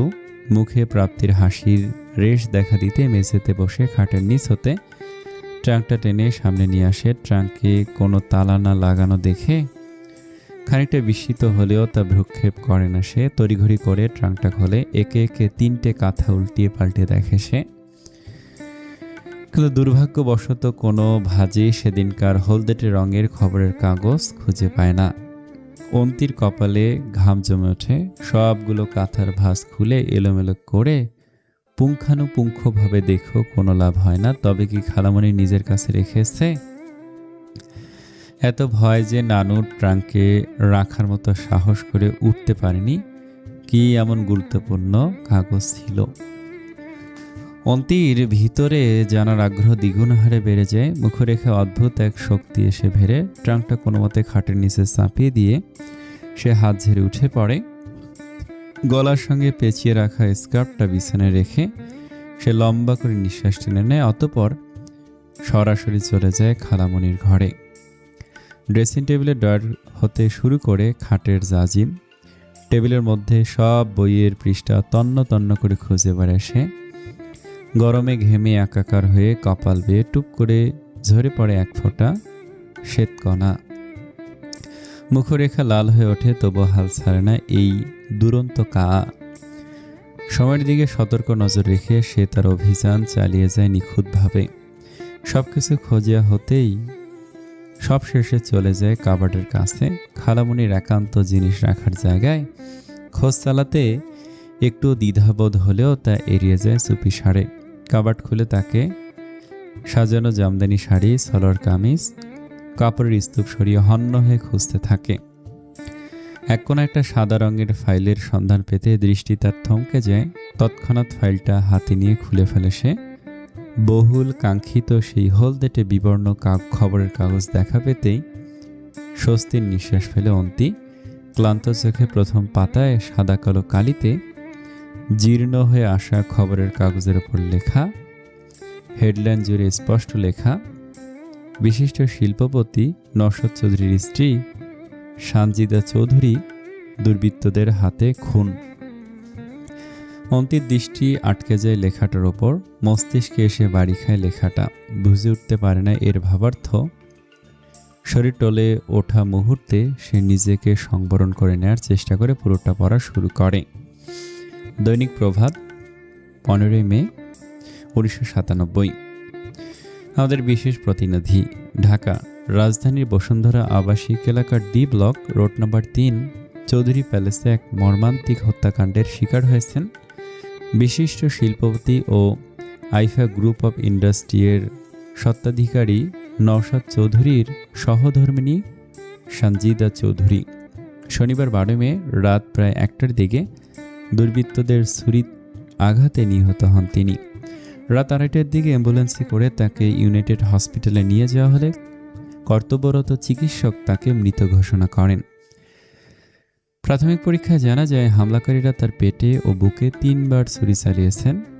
পুলিশের প্রাথমিক তদন্ত ও স্থানীয় সিসি ক্যামেরার ফুটেজ পর্যালোচনা করে জানা যায় 12 মে রাত 12:30টার দিকে বসুন্ধরা ডি ব্লকের চৌধুরী প্যালেসের সামনে একটি কালো জিপ এসে থামে। কয়েকজন মুখোশধারী ব্যক্তি মূল ফটক পেরিয়ে ভেতরে প্রবেশের চেষ্টা করলে দারোয়ান সিরাজুল ইসলাম বাধা দেন। এ সময় তাকে হকি স্টিকের সাহায্যে নির্মমভাবে পিটিয়ে রক্তাক্ত করে ফেলা হয়। দারোয়ানকে অবচেতন রেখে দুর্বৃত্তরা নিচতলা অতিক্রম করে সরাসরি দোতলে উঠে যায়। মেইন ডোরের বেল অনবরত বাজতে সানজিদা চৌধুরী দরজা খুলে দেন। মুখোশধারী দুর্বৃত্তরা তাকে কিছু বলতে থাকে, যা শুনে তিনি আপত্তি জানান এবং তাদের ভেতরে প্রবেশে বাধা দেন। এই অবস্থাতেই এক হামলাকারী উদ্দেশ্যমূলকভাবে তার পেটে ছুরি চালায়। পরপর আঘাতে তাকে পরাস্ত করেই দুর্বৃত্তরা স্থান দ্রুত ত্যাগ করে। এ সময় বাড়িতে নওশাদ চৌধুরী বা অন্য কেউ উপস্থিত ছিলেন কিনা তা এখনও স্পষ্ট নয়। নওশাদ চৌধুরী করা মামলার ভিত্তিতে পুলিশ তদন্ত চালিয়ে যাচ্ছে, তবে মূল আসামিদের এখনও গ্রেপ্তার করা যায়নি। পুলিশের একটি উচ্চ ক্ষমতাসম্পন্ন টিম এই হত্যার পেছনের ষড়যন্ত্র উদ্ঘাটনের কাজ করছে বলে জানা গিয়েছে। নিঃশ্বাস আটকে পুরোটা পর শেষ হতে অন্তির গলা শুকিয়ে আসে, শ্বাস নিতে কষ্ট হয়, দুটো হাত তার অস্থিরভাবে কাঁপতে শুরু করে। পেপার রেখে ফাইলে থাকা একাধিক ছবি সে হাতে তুলে নেয়। ছবিগুলোতে চোখ বুলাতে গিয়ে ঝাপসা হয়ে ওঠে অকারণেই। এক লম্বা চওড়া রমণীর নিথর দেহ পড়ে রয়েছে ফ্লোরে। পরনে তার হলুদা ভাব রঙের শাড়ি, যে শাড়িতে রক্তের ছাপ মিশে পুরোটা লাল হয়ে উঠেছে। দ্বিতীয় ছবিটা একটু উঁচু হতে তোলার কারণে স্পষ্ট মুখটা বোঝা যায়। এই প্রথম মায়ের মুখ ভালোভাবে দেখে অন্তি। এর আগে নানু খালামণি তরুণী বয়সে দু একটা ছবি দেখিয়ে মায়ের সাথে পরিচয় করিয়ে দিয়েছিল তার। এটাই শেষ। তারপরে আর মায়ের চেহারা দেখার সুযোগ হয়নি সে। বাবাকে কত বলেছে, কত অনুরোধ করেছে, কিন্তু কঠোর মানব বারবার অস্বীকার করেছে। তার কাছে কোনো ছবি নেই, যা ছিল সে ছোট থাকতে বাসায় আগুন লাগার কারণে সব পুড়ে গিয়েছে। স্মৃতি হিসেবে মায়ের কিছু শাড়ি ছাড়া আর কিছু নেই চৌধুরী প্যালেসে। ফর্সা, সুশ্রী মুখ, সরু ভুরু, সাইকি খালামণির সাথে কিছুটা মিল বোঝা যায়। চোখ বন্ধ করে ঘুমিয়ে আছে পরম সুখে। মনে হচ্ছে এত ব্যথা পাওয়ার পরেও তার আত্মার কোনো কষ্ট অনুভব হয়নি। ফ্লোর জুড়ে রক্তের মধ্যে দুহাত ছড়িয়ে ঘুমিয়ে আছে চিরতরে। মায়ের সাথে আমার সাক্ষাতে অন্তি কাঠমূর্তি হয়ে দাঁড়িয়ে থাকে। চোখ দিয়ে তার অনবরত পানি নেমে গাল ভিজিয়ে তোলে। নির্বাক, নিস্তব্ধ, ক্রমাগত কাঁপতে থাকা শরীরটা লাগামহীন হয়ে ওঠে। বুকের ভিতরটা চেপে আসে কঠিনভাবে। এ কেমন নিষ্ঠুরতায় ঘেরা সাক্ষাৎ হলো তাদের মামের। এ কেমন নির্মমতা! এমনটা তো কোনোদিন কল্পনা করেনি অন্তি। সে তো এতকাল জেনেছিল তার মা মারা গিয়েছে অসুস্থ হয়ে। সবাই তো তাই তাকে বুঝিয়েছিল, কিন্তু এর পিছনে এই বর্বর সত্যটা লুকিয়ে গেল কেন? কি লাভ এতে? অন্তির কম্পনরত হাত ছবিটাতে স্পর্শ করে। দুধের শিশু অবস্থায় মা হারা এই মেয়ে জানে না মায়ের স্পর্শ কেমন হয়, বা মাকে স্পর্শ করলে সন্তানের কেমন লাগে। অবশ্য যেখানে মায়ের চেহারাই তার কাছে অস্পষ্ট ছিল এতদিন, সেখানে স্পর্শ অনুভব তো অনেক আকাঙ্ক্ষার বস্তু। অন্তি কোথাও যেন শুনেছিল মায়েদের মুখ মমতায় জড়ানো থাকে। বিষয়টা তার কাছে অজানা ছিল এতদিন, কিন্তু আজ সত্যি সে নিজের মাকে দেখে তা অনুভব করে। কি মায়ায় জড়ানো মুখরেখা, কত আদর লেপে আছে। নানু প্রায় প্রায় বলতো তার বড় মেয়ে নাকি তার কলিজার টুকরো ছিল। সব কথা শুনতো, বুঝতো। খালামণি আর তার মতো এমন রাগারাগি ধৈর্যহারা হতো না, ছটফট করতো না, শান্ত বুঝদার। মা বলতো মনস্প্রাণ ছিল। ইস, এই মানুষটাকে ছুরিকাঘাতে যে করেছে তার কি বিন্দুমাত্র আত্মা কাঁপেনি? তার কি মনে সামান্য দয়া মায়াটুকু ছিল না? এত কঠিন আক্রোশ ছিল যে এত কঠিনভাবে দুনিয়া থেকে নিশ্চিহ্ন করে দিয়েছে তার মাকে। অথচ এই মানুষটা বেঁচে থাকলে অন্তির জীবনটা অন্যরকম হতে পারত। মায়া, মমতা, ভালোবাসা, যত্নের নিদারুণ অভাব তাকে ছন্নছাড়া করে তুলতে পারত না। বিস্ময় পরিবেশ থেকে নিজেকে বাঁচাতে হতো না উড়নচণ্ডী হতে। না চাইতো মুখ হতে অস্ফুট স্বরে কান্না বের হয়ে আসে অন্তির। ভিতরে ভিতরে চূর্ণ বিচূর্ণ হয়ে যায় সে। এতদিন মায়ের চেহারা তার কাছে অস্পষ্ট কালির ন্যায় ছিল জন্য ভেসে ওঠেনি চোখে, কিন্তু আজ এই সুশ্রী মুখে এক আকাশ করুণতা দেখে বাকরুদ্ধ হয়ে যায় সে। নিজেকে ধাতস্থ করতে পারে না কোনোভাবেই। ইদানিং এত নাজুক হয়ে পড়ার কারণ অন্তি বুঝতে পারে না। যে অন্তির বুক ফাটলেও চোখ ভিজত না, নিজের চাপা কষ্টগুলোকে নির্নিমেষ গিলে ফেলত, সেই অন্তি হুট করে এত দুর্বল হয়ে পড়ল কি করে? এতটা ভঙ্গুর তো সে কখনো হয়নি কোনো কিছুতে। তবে কি প্রিয়জনদের কাছে শক্ত অন্তর আত্মা পরাজিত হওয়াটা সত্য, স্বাভাবিক? নিঝুম এক রাত, ভরা পূর্ণিমায় মাথার উপর এক ফালি চাঁদ উঠে আসে ঝকঝকে দুতির মেলা সাজিয়ে। পথে ঘাটে ব্যস্ততার স্থির চিত্ত অন্যান্য দিনের তুলনায় আজ বেশ কম। হাঁটতে হাঁটতে বাসার কাছাকাছি এসে থামে অন্তি। নানুর বাসায় আর এক মুহূর্ত থাকলে হয়তো দম বন্ধ হয়ে সে মারা যেত। এত বড় শোক এই ছোট্ট বুকে নেওয়ার পরে আর জায়গা হয়নি নিজের কষ্টগুলোকে স্থান দিতে। তাই তো এই খোলা আকাশে চাঁদের সঙ্গে হয়ে হাঁটা ধরেছে গন্তব্যের উদ্দেশ্যে। রাস্তার পাশে গুটি গুটি হয়ে শুয়ে থাকা সব পথ শিশুদের দিকে তাকিয়ে থাকে সে। কেউ কেউ মায়ের বুকে রত্ন হয়ে লুকিয়ে রয়েছে চাদরের নিচে, কেউ একটা পাতলা কাপড় বিছিয়ে নিশ্চিন্ত ঘুমে ডুব দিয়েছে গভীরভাবে। অন্তির পা রোধ হয়ে আসে। মায়ের বুকে লুকিয়ে থাকা বাচ্চাটা হতে একটু দূরে সরে বসে পড়ে সে। ঘুমে যেন সমস্যা না হয় তাই দূরত্ব বজায় রাখা তার। এক নজর তাকিয়ে থেকে মলিন হাসে। বাচ্চাটা অদূরে মানুষের আভাস পেতে মায়ের কোল হতে উকি দিয়ে সে থেকে অন্তির দিকে। অন্তি ঠোঁট প্রসারিত করতেই ফোকলা দাঁতের হাসিটা হেসে ওঠে। জ্যোৎস্নার রাতে দুটো দাঁতের বাহার দেখিয়ে আবারও মায়ের চাদরে মুখ ঢেকে ফেলে। ঠান্ডা ঠান্ডা একটু আট্টু ভাব বোঝা যায় এখন রাতের শহরে। শীত আসতে দেরি হলো। রাতের দিকে শীতল হাওয়া বয় বেশ। দুহাঁটুতে মাথা ঠেকিয়ে আনমনে বসে থাকে চঞ্চল পাখিটা। আজ চাঁদের মন ভালো হলেও ভালো নেই চাঁদের সঙ্গীর। কেননা যে রাতে সে জ্যোৎস্না বিলি করে সেই রাতে এই মেয়েটা দুকুল ভাসিয়ে তার পিছু পিছু ছোটে। খিলখিলে হেসে পথে প্রান্তরে ঘোরে। কত শত গল্পের ঝুলি খুলে বিড়বিড় করে, অথচ আজ সে নিশ্চুপ। দক্ষিণের মেঘে কাবু সে। কি এত তার দুঃখ, মুখ তুলে দেখছেই না যে তার সঙ্গীকে। দুঃখগুলো কি একটু বেশি ভারী?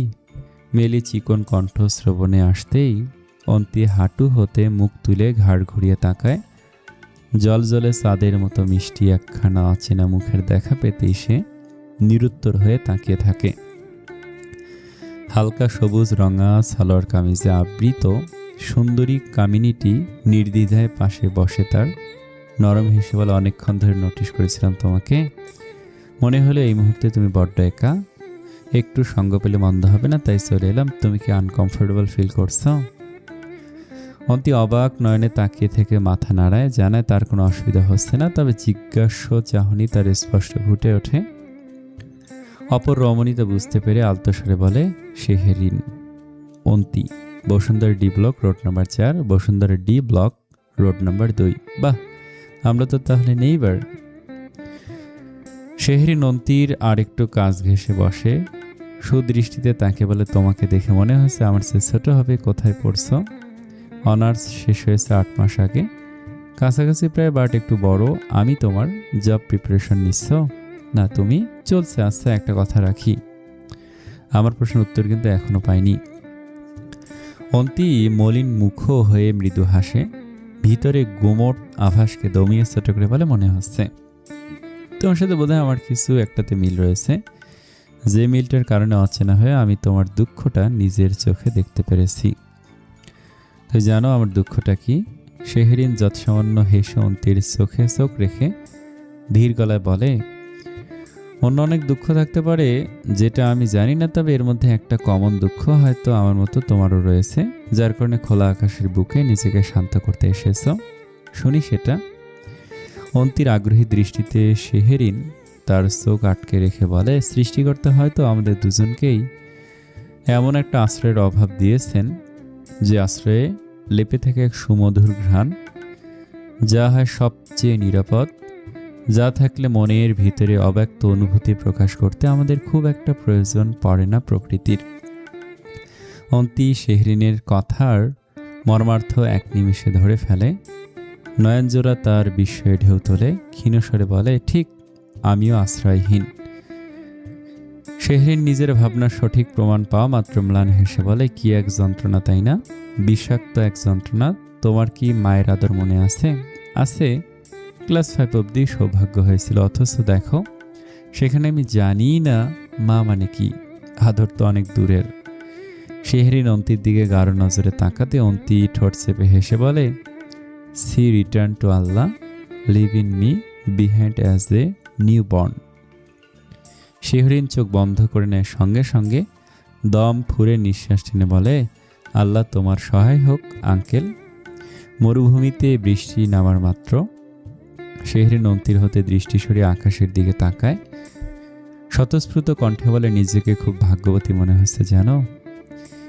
এই রাশ সোসাইটিতে আমি আমার মায়ের অনুরূপ বাবাকে পেয়েছি। একটা 11-12 বছরের ছোট্ট মেয়ে তার জীবনে লাইমলাইট হিসেবে তার বাবাকে পেয়েছিল, যার ফলে সে নিশ্চিন্তে এখানে বসে আছে। সো লাকি, আল্লাহ আঙ্কেলকে বাঁচিয়ে রাখুক। তোমার নিশ্চিন্ত যাত্রা চলতে থাকুক অসীম পথে। শেহরিন আকাশ হতে দৃষ্টি সরিয়ে অন্তির কাঁধে হাত রাখে, চোখে চোখ রেখে কোমল গলায় বলে, আল্লাহ তোমার কথা কবুল করুক। তবে তোমাকে আমি সান্ত্বনা দিব না। যার কষ্টের পুরুত্ব অপরজনের কষ্ট হতে বেশি হয়, তাকে সান্ত্বনা দেওয়াটা আমি সমীচীন মনে করি না, বরং তার থেকে ইন্সপায়ার হওয়াটাকে প্রেফার করি। তুমি নিশ্চয়ই সবসময় দুঃখে ডুবে থাকো না? অন্তি নির্মল হেসে বলে, এত সুন্দরভাবে কথা বলো কি করে? এত স্নিগ্ধ একটা ফুলের সামনে বসে আছি, সুন্দর কথা তো আপনা আপনি বের হয়ে যাচ্ছে, কি করি বলো? দোষ কি আমার? অন্তি খিলখিল করে হেসে ওঠে। শেহরিন মুগ্ধ চোখে তাকিয়ে দেখে এক দুষ্টু রাজার মিষ্টি রাজকন্যাকে। দুঃখ তাদের একই, অথচ ভারের ক্ষেত্রে কত কম বেশি। এই ফুলটাকে কে পারে অবহেলা করতে? কেমন বাবা সে? পৃথিবীতে রেজওয়ান সাহেবের মতো মানুষরা কি সংখ্যায় সত্যি অনেক কম? পুরুষ মানুষ বিশ্বাস করো? আগে করতাম না, বাট এখন একজন করিয়েই ছেড়েছে। প্রকৃতি শূন্যস্থান পছন্দ করে না, প্রমাণ পেয়েছে তার মানে? অন্তি মাথা নাড়িয়ে সায় জানিয়ে বলে, যতটুকু পেয়েছি আমার কাছে অনেক বেশি কিছু মনে হয়েছে। সামনে এমন কিছু যদি পেতেই থাকি, সবই হবে আনএক্সপেক্টেড। তোমার মুখের এই হাসিটা আমার কাছে বিশ্বস্ত লাগছে। যে তোমার মুখে এই হাসিটা ফুটিয়েছে, যে তোমার মাঝে এই নির্ভরতার বীজ বপন করেছি, নিঃসন্দেহে সে একজন শিরদাঁড়া সম্পূর্ণ মানুষ। তুমি বিশ্বাসটা শুধু ধরে রেখো তার প্রতি। শেহরিনের কথাগুলো অন্তি গভীর মনোযোগে শুনে যায়। চোখের সামনে ভেসে ওঠে তার নেভিয়ান সাহেবের সুদৃঢ় মুখ, আর সেই সাথে অনুভব করে নির্ভরযোগ্য হাতের স্পর্শ। ধীর গলায় বলে, আকাশের ওই চাঁদের হাসি তোর মধ্যে আমি দেখতে পাচ্ছি। তার মানে কি ধরে নিব এই হাসির কারিগর আমার নেতা সাহেব? অন্তির জিজ্ঞাসা দৃষ্টিতে তাকায় শেহরিনের দিকে। নেতা সাহেব ভাবার্থ বোঝার আগেই শেহরিন সতেজ গলে বলে, মাই হাজব্যান্ড। তুই মেরিট? 2.5 বছরের কাছাকাছি একটা বেবি গালও আছে। অন্তি বিস্ময়ে চোখ বড় বড় করে, অবিশ্বাস্য কণ্ঠে উতরে বলে, ও মাই গড, তোমাকে দেখে তো বোঝার উপায় নেই। সবাই তাই বলে। তোমার নেতা সাহেব তোমাকে একটু বেশি ভালোবাসে, তাই না? 0% মেলিগো। অন্তি সরু চোখে তাকে কিঞ্চিত হেসে বলে, মিল খুঁজে পাচ্ছি হয়তো। বাহ, খুব ভালো তো। তবে জানো, আমি আমার লাইফে একটা জিনিস খুব সুন্দরভাবে অনুধাবন করেছি। কি সেটা? মেয়েদের আসল অলংকার হচ্ছে তার স্বামীর ভালোবাসা। যে অলংকার সহজ চোখে অদৃশ্য, কিন্তু একটু গাঢ় নজর বুলালেই ধরা পড়ে। যেমনটা চাঁদের হাসির সাথে তুমি আমার হাসিটাকে তুলনা করেছো, ঠিক সেরকম। সোনারূপা কিংবা হীরার চেয়েও দামি। অন্তি মন্ত্রমুগ্ধ হয়ে শেহরিনের কথাটা উপলব্ধি করে। অসহায় কণ্ঠে বলে, আমার জন্য একটু প্রে করো। হ্যাঁ, আমার দুর্বিষহ জীবনে একজন সব নিয়ম ভেঙে এসেছে। আমি ফিরে আসতে চেয়েছি, সে আমাকে ছাড়েনি। উপায় না পেয়ে তার ভালোবাসার কাছে আমি হার মেনে নিয়েছি। শেহরিন চোখ ছোট ছোট করে সন্দেহী দৃষ্টিতে তাকে বলে, এই মেয়ে, তুমি কি আমার জীবনের গল্প বলছো? না তো, এটা তো আমার জীবনের গল্প। মিল আছে কিছুটা, জানো। আমি রাজনীতি ভীষণ অপছন্দ করি, কোনোভাবেই চাইনি রাজনৈতিক কোনো নেতাকে বিয়ে করতে, বাট আমার নেতা সাহেব আমাকে তার ভালোবাসা কেয়ারিং দিয়ে এমনভাবে হিপনোটাইজ করেছিল যে এখন তাকে ছাড়া আমি অন্ধকার দেখি। রাজনীতি অপছন্দ করো অথচ নেতাকে চোখে হারাও? উপায় নেই, তাছাড়া কেন অপছন্দ করো? আগে করতাম অনেক কারণে, রিসেন্ট অপছন্দ করি ব্যস্ততায়। শ্বশুরবাড়ি এসেও সে ছুটেছে সংসদে। তুমি রেগে যাও না? বিপক্ষ দল আগে হার মেনে নেয়, শান্তিমতো ঝগড়া করতে পারি না। অন্তি ফিক করে হেসে ওঠে। নেতা সাহেব আর নেত্রীর সংসার জীবনের গল্প শুনতে বেশ মজা লাগে। তার কি আদর আদর সব কিছু। শেহরিন গল্প করার মাঝে প্রফুল্ল গলে অন্তির হাত ধরে বলে, এই শোনো, তুমি কি প্রকৃতি পছন্দ করো? যদি পছন্দ করো অবশ্যই চট্টগ্রামে যাবে। গত মাসে ঘুরে এসেছি, আবার যাবে। আমার বাসায় থাকবে, আমি আর তুমি একসাথে ঘুরবো। অন্তি ভুরু উঁচিয়ে জিজ্ঞেস করে, তুমি আমার কি হয় যে তোমার বাসায় যাব? এই দুষ্টু মেয়ে, এতক্ষণ ধরে সংসার কাহিনী শুনিয়ে যে বন্ধুত্ব তৈরি করলাম সেটা চোখে পড়ছে না? তা অবশ্য ঠিক, চট্টগ্রামের কোথায়? চট্টগ্রামে জাস্ট পা রেখে বলবে 2 আসনের সংসদ সদস্য, মাথা গরম, সান্নিধ্য সাহেবের বাসায় যাব, তোমাকে সোজা হালি শহরে বাসার সামনে নামিয়ে দিবে। মাথা গরম?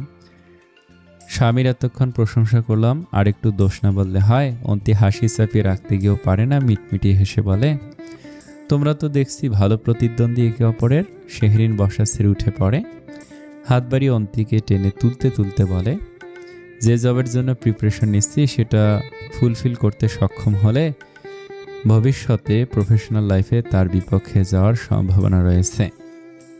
ও মাই গড, সরাসরি বিপক্ষে? তোমাদের লাইফে ইফেক্ট পড়বে না? শেহরিন মৃদু হেসে বলে, my man know exactly how to manage his wife and any situation. Well, tactful skill. Yes, যাই হোক, অনেক গল্প করলাম, এবার বিদায় পথে হাঁটি। মেয়েকে রেখে এসেছি, দেরি করলে কান্না করবে, তবে একদিন চট্টগ্রামে দেখা হচ্ছে কিন্তু। অন্তি আলতো হেসে শেহরিনের সম্মুখে দাঁড়ায়, নমুজ গলায় বলে, জীবনের একটা অংশ আমার ভেঙে গিয়েছে, সহ্য করতে পারছিলাম না সেই কষ্টের ভার। তোমার হঠাৎ আগমন আমাকে সেখান থেকে টেনে তুলেছে। বাজে একটা মুহূর্তকে সুন্দর করে দেওয়ার জন্য থ্যাঙ্কস। আমি মানুষের হাসি আর সুখে প্রচণ্ড খুশি হই, কারণ মন খারাপ দেখলে আমার ভালো লাগে না, ভীষণ অস্বস্তি বোধ হয়।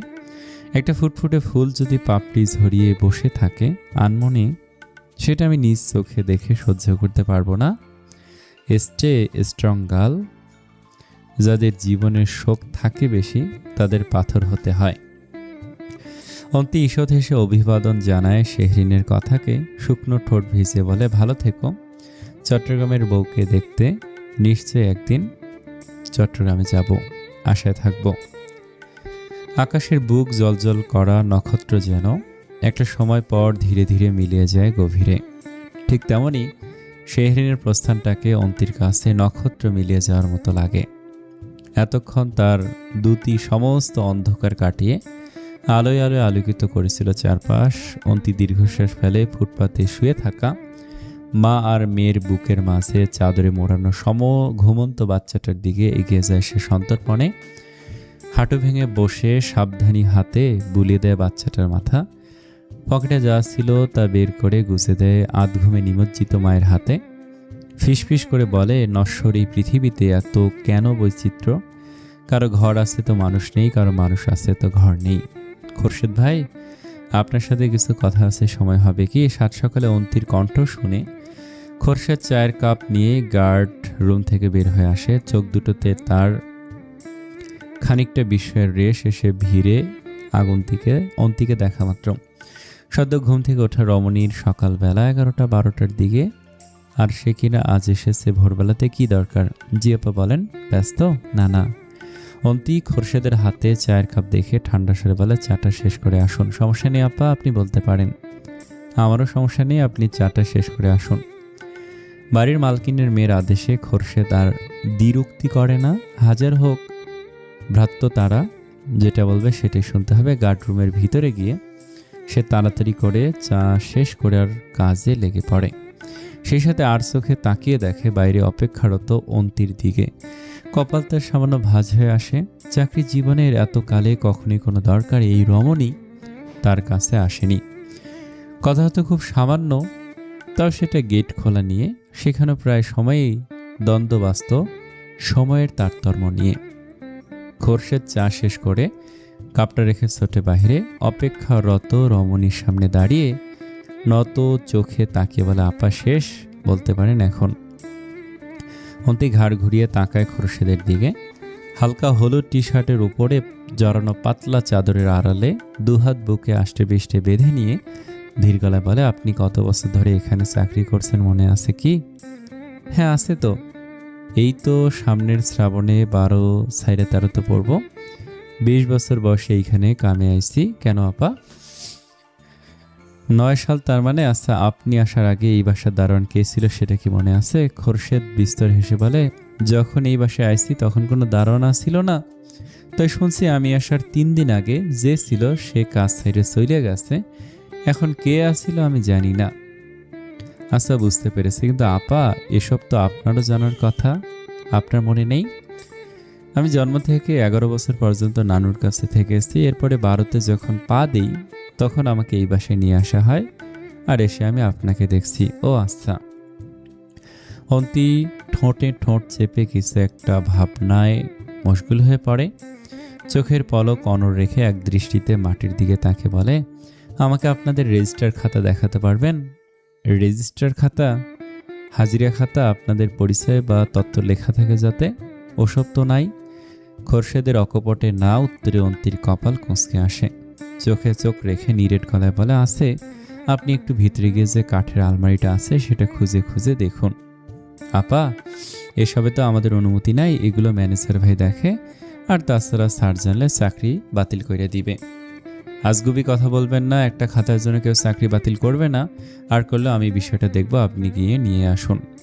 খোরশেদ দোটানায় পড়ে যায়। কি করবে ভেবে পায় না। অন্তিকে এ বাসায় সবাই কম বেশি মোটামুটি ভালো করেই চেনে। সে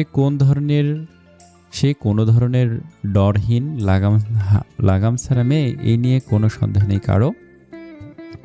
কি উদ্দেশ্যে খাতা দেখতে চাইছে সেটা অজানা থাকলেও যা খুঁজতে চাইছে সেটা খুঁজে না পেলে গোটা খাতাটাই ছিঁড়ে খুঁড়ে ফেলাটা অসম্ভবের কিছু নেই তার কাছে। শেষে তো বিপদে পড়তে হবেই নিজেকে। ম্যানেজার ভাই জানলে তো বকাবকি করবে, সাথে ম্যাডাম স্যার জানলেও ধমকাবে।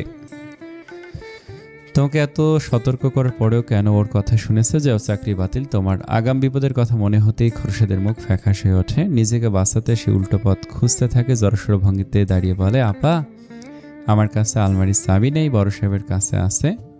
চোখে মুখে স্পষ্ট মিথ্যার চাপ দেখে অন্তির মুখরেখা ক্রমেই শক্ত হয়ে ওঠে। পকেট হতে ফোনটা বের করে সময় দেখে 6:30 পার হচ্ছে। যত বেশি দেরি হবে তত ক্ষতি। সময়ের কাঁটায় চোখ বুলিয়ে পকেটে ফোনটা রেখে সে সরাসরি খোরশেদকে এড়িয়ে গার্ডরুমের ভিতরে চলে যায়। আপা শোনেন, সত্যি কইতে আসি, চাবি নেই আমার কাছে, ম্যানেজার ভাইয়ের কাছে আছে। আপা শোনেন, আপনার কাছে আমি চাবি চেয়েছি। অন্তির তেজালো কণ্ঠের বিস্ফোরণ হতেই খোরশেদ নিয়ে যায়। তটস্থ চোখে না তাকিয়ে আমতা আমতা স্বরে বলে, না মানে? বেশি কথা না বলে চুপচাপ দাঁড়িয়ে থেকে পাহারা দিন, কেউ যেন না আসে ভিতরে। অন্তি মাঝারি সাইজের আলমারির কাজটা এসে দাঁড়িয়ে কিয়ৎক্ষণ তাকিয়ে থাকে। অতঃপর হাত দ্বারা টান মারতেই খুলে যায় 2 পাল্লা। লক না করেও অযথা মিথ্যা চাবির দোহাই দেয়া খোরশেদ সঙ্গে সঙ্গে দৃষ্টি সরিয়ে নেয়। অন্তি এক ঝলক তার দিকে তাকিয়ে ঠোঁট ফুঁড়ে ছোট করে নিঃশ্বাস ছাড়ে। পুরনো কাগজপত্র, ফাইলপত্র ঘেটে ঘুটে 2টো রেজিস্টার খাতার অনুসন্ধান পায় অন্তি। ধুলো জমে স্তূপ হয়ে আসতে এক একটায় হাত দিয়ে ঝাড়া দিতেই নাকে মুখে প্রবেশ করে। কাশি উঠে তার। নিজেকে কোনো রকমে ধাতস্থ করে সে 2টো খাতা নিয়ে খোরশেদের ছোট টেবিল চেয়ারে এসে বসে। পুরো দৃশ্য দরজার সামনে কাঠমূর্তি হয়ে দাঁড়িয়ে অবলোকন করে যায় খোরশেদ। মুখ ফুটে টু শব্দ করার সাহস হয় না। সেদিন যেভাবে ম্যাডামের মেয়েকে ধাক্কা মেরে গাড়ির কাছ থেকে সরিয়ে দিয়েছিল, এই মুহূর্তে মুখ খুলে কিছু একটা বললেও তাকে একইভাবে ঘর থেকে বের করে দেওয়াটা অস্বাভাবিক কিছু হবে না। কলম আছে? হ্যাঁ। কলম? খাতায় লেখে যে? হ্যাঁ আছে তো। খোরশেদ ব্যস্ত ভঙ্গিতে বালিশের পাশে ডায়েরির মধ্যে রাখা কলমটা বের করে অন্তিকে দেয়। অন্তি কলমটা হাতে নিয়ে তার কাজ শুরু করে। প্রথম রেজিস্টার খাতার নিচতলার বিবরণীতে বিগত বছরের কারো কারো সন্ধান পায় না সে। গাদা গাদা হিসেব কষে রাখা হয়েছে সবকিছুর। পুরো পৃষ্ঠা উল্টিয়ে পাল্টিয়ে দেখা শেষে সে দ্বিতীয় খাতাটা হাতে নেয়। ধুলোর কারণে থেকে থেকে কাশি তার নাকের ডগা লাল করে তোলে। সূক্ষ্ম চোখে প্রায় 5 পৃষ্ঠার কাছাকাছি গিয়ে হাত থেমে যায় হুট করে। গাঢ় নজর বুলাতেই দেখতে পায় কিছু পুরনো তথ্য সমগ্র। গেটম্যান মাজেদ প্রমাণিক, বাড়ি চৌহালি, কিশোরগঞ্জ। কাজ সমাপ্তের তারিখ 12 আষাঢ় 27 জুন 2009। সকল মূল্য পরিশোধকৃত। অন্তি লোকটার নাম, সেই সাথে কাজ সমাপ্তের শেষ তারিখ আন্ডারলাইন করে নেয়। সঙ্গে সঙ্গে কাজ শুরু এবং বয়সের অনুমানে দ্বিধাগ্রস্ত হতেই পরের পৃষ্ঠা উল্টাতে দেখতে পায় গোটা গোটা অক্ষরে লেখা, গেটম্যান জামশেদ মজুমদার, বয়স 49, বাড়ি কেওড়াডাঙ্গা, ভালুকা, ময়মনসিংহ। কাজ সমাপ্তির শেষ তারিখ 17 ভাদ্র, 22 আগস্ট 2008। সকল মূল্য পরিশোধকৃত। প্রথম জনের বয়স না উল্লেখ করা থাকলেও দ্বিতীয় জনের বয়স উল্লেখ করা দেখে অন্তি কিছু একটা ভেবে নিশ্চিত হয়। কলম দিয়ে গাঢ় করে বৃত্ত আঁকে জামশেদ মজুমদার নামের ওপর। তীক্ষ্ণ চোখে তাকিয়ে থেকে ঠোঁট নেড়ে বিড়বিড় করে, কেওড়াডাঙ্গা, ভালুকা, ময়মনসিংহ। জামশেদ মজুমদারের পর আর কোনো গেটম্যানের তথ্য খুঁজে পায় না সে। পুরো খাতা চোখ বুলালে শেষে উঠে পড়ে চেয়ার ছেড়ে। খোরশেদের মুখোমুখি দাঁড়িয়ে পকেট হতে 1000 টাকার নোট বের করে, নির্দ্বিধায় বাড়িয়ে দিয়ে স্থির গলায় বলে, কেউ যেন না জানে। সকাল সকাল 1000 টাকার নোটের দেখা পেতেই খোরশেদের চোখে চকচক করে ওঠে। এতক্ষণে সমস্ত ভয় উবে যায় তার। হাসি খুশি মুখ করে বলে, কেউ জানবে না আপা, আপনি নিশ্চিত থাকতে পারেন। আপনি যেদিন কাজ ছেড়ে চলে যাবেন সেদিন স্টুপিড ম্যানেজারকে বলবেন আপনার কাজ শুরু এবং শেষের তারিখ দুটোই যেন খাতায় লিখে রাখে। শুধুমাত্র কাজ শেষের তারিখ কোনো ব্যক্তি সম্পর্কে পরিপূর্ণ ইনফো হতে পারে না। খোরশেদ অন্তির কাটকাট গলায় বলা কথার অর্থ বুঝতে পারে কিনা বোঝা দেয়, তবে সে মাথা নাড়িয়ে সায় জানাতে সময় নেয় না। কথা শেষ হওয়ার সঙ্গে সঙ্গে অনুগত্যের বহিঃপ্রকাশ ঘটিয়ে বলে, অবশ্যই আপা। অন্তি গার্ডরুম থেকে বেরিয়ে আসে। ততক্ষণে সকালের আলো ফুটে রোদ উঠেছে পূর্ব আকাশের বুকে। গার্ডেনে শিশির ভেজা ফুলগুলোর রং আরও উজ্জ্বল হয়ে উঠেছে। মনে হচ্ছে জল রঙা, মাত্র আঁচড় কাটা হয়েছে পাপড়ির ভাজে ভাজে। অন্তি ফুলগুলোর গায়ে লেপে থাকা শিশিরগুলো হাত দিয়ে ঝেড়ে সতেজ ঘ্রাণে শুষে নেয়। কোমল মঞ্জুরিগুলোকে নিয়ে ব্যস্ত হতেই অনবরত ভাইব্রেশনে কেঁপে ওঠে তার ফোন। আধ ভেজা হাতে পকেট হতে ফোনটা বের করতেই দেখতে পায় অপরিচিত নাম্বার। অন্তির কপাল কুঞ্চিত হওয়ার আগেই মন ভেবে বসে, হয়তো নেভিয়ান সাহেব, কেননা এক এক সময় এক এক নাম্বারে ফোন করেন তিনি। এটা হয়তো তারই অন্য একটা নাম্বার। আসসালামু আলাইকুম। ওয়ালাইকুম আসসালাম। অন্তি, নেভিয়ান সাহেবের বদলে নারী কণ্ঠের অজানা আওয়াজ পেতে অন্তির চোখ শুরু হয়ে আসে। কৌতূহলী গলায় বলে, জি, আমি তোমার আদিবা আন্টি বলছি, শিখতের মা। অন্তির সরু চোখ সাথে সাথে বড় হয়ে যায়। ফুল ছেড়ে এক মুহূর্তে সোজা হয়ে দাঁড়িয়ে পড়ে সে। নেভিয়ান সাহেবের জায়গায় নেভিয়ান সাহেবের মা কল করেছে তাকে, কিন্তু কেন?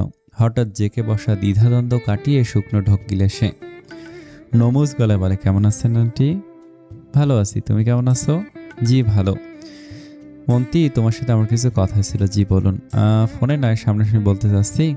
তোমার কি একটু সময় হবে আমার সাথে দেখা করার? মিসেস আদিবার নরম স্বরে কথাতে অন্তি আকপিস না ভেবে সরাসরি রাজি হয়ে যায়। ময়মনসিংহ যাত্রাটাকে মনে মনে পিছিয়ে সে সময় বের করে নিয়ে বলে, জি, কোথায় দেখা করতে হবে? আজ বিকেলে ব্লুবেরি কফি শপে। ঠিক আছে, থ্যাংক ইউ। আমি তোমাকে লোকেশনটা, ইটস ওকে আন্টি, আমি চিনি। ফোনের অপর পাশ হতে মিসেস আদিবা মৃদু হেসে বলেন, ওকে, অপেক্ষা করব তোমার জন্য। আর হ্যাঁ শোনো, তোমার সাথে আমার স্পেশাল মিটের খবরটা শিক্ষককে আগেই জানানোর প্রয়োজন নেই। ও একটু আগেই ওর কি একটা কাজের উদ্দেশ্যে ঢাকার বাইরে রওনা হলো। নেভিয়ান সাহেবের অনুপস্থিতিতে নেভিয়ান সাহেবের মায়ের সাথে স্পেশাল মিট, তা সেটা অগোচরে অন্তির মনে এ পর্যায়ে না চাইতো হালকা একটা খটকা এসে লাগে। তবে এই মুহূর্তে নেগেটিভ কিছু ভাবতে চায় না সে। ছোট করে প্রত্যুত্তর দেয়, আস্থা। অনুধানে কাটে প্রহর। সময়ের দ্রুত জানে বেলার আয়ু নিভে আসে ধীরে ধীরে। গুধূলির সময়কালে গাড়ি নিয়ে ব্লুবেরি কফি শপের সামনে এসে থামে অন্তি। পরনে তার সাদা রঙের ওপর কালো সুতোর ভারী কাজের লং টপ, সাথে কালো প্যান্ট, গলায় অফ হোয়াইট স্কার্ট পেঁচিয়ে চুলগুলোকে রেখেছে ছেড়ে। অগোছালো রমণীর মাঝে আছে একটু পরিপাটির ছাপ দেখা যায়। যে ঠোঁটে কখনো লিপস্টিকের ছোঁয়া পড়ে না সেখানে হালকা লিপ অয়েল সিকসিক করছে। মনের মধ্যে একরা সংশয় আর শঙ্কা নিয়ে কফি শপের ভিতরে প্রবেশ করে অন্তি। প্রবেশ মুখে সামনের টেবিলটায় দেখতে পায় আগে হতে উপস্থিত থাকা হালকা বেগুনি রঙা শাড়ি পরিহিত মিসেস আদিবাকে। নিরিবিলি কফি শপটার মানুষের আনাগোনা কম থাকা চোখে চোখ পড়ে সহজেই। আসসালামু আলাইকুম আন্টি। মিসেস আদিবা ফোন হতে দৃষ্টি তুলে তাকায়, চোখে চশমাটা ঠিক করে নরম হেসে জবাব দেয়, ওয়ালাইকুম সালাম, এসো বসো। অন্তি সামনাসামনি চেয়ার টেনে বসে পড়ে। মিসেস আদিবা ফোন রেখে মিষ্টি মুখে বলেন, কি খাবে বলো? Cappuccino or cafe latte? Whichever you prefer is fine. Mrs Adiba হাতের ইশারায় ওয়েটারকে ডেকে মেনু কার্ড থাকা খাবার আইটেম সিলেক্ট করেন।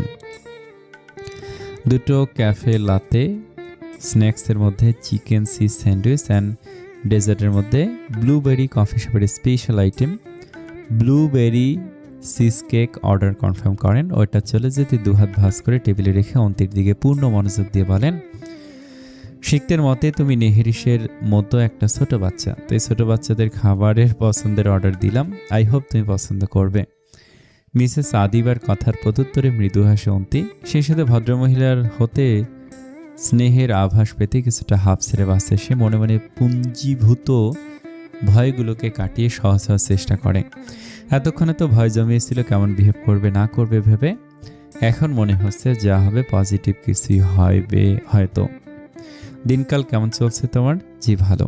গুড, তোমাকে আজ বেশ সুন্দর লাগছে।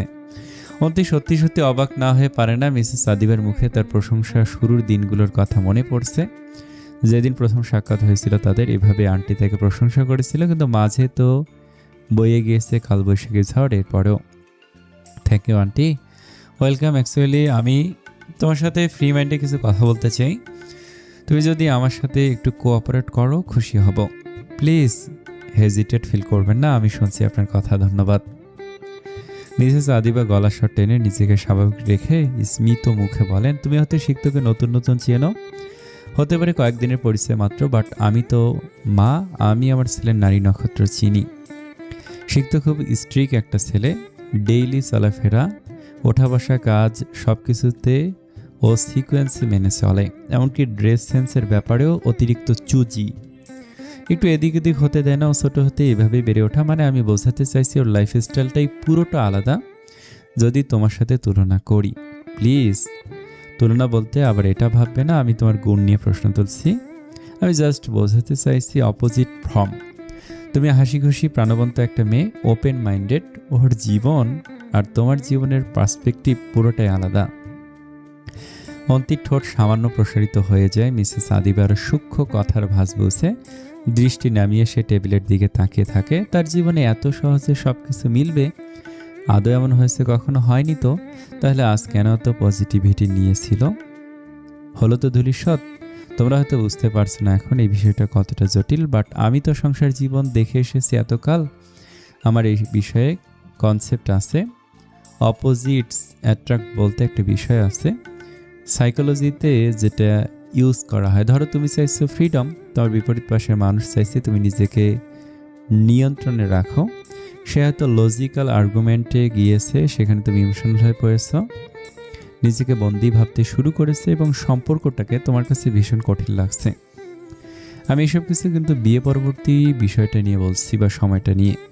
প্রেমের সময় প্রেমিক প্রেমিকার কাছে সবই ভালো লাগে, এগুলো সমস্যা হয়ে দাঁড়ায় বিয়ে পরবর্তী সময়ে ধীরে ধীরে এই ভালো লাগা ভালোবাসাটা তখন মলিন হয়ে আসে।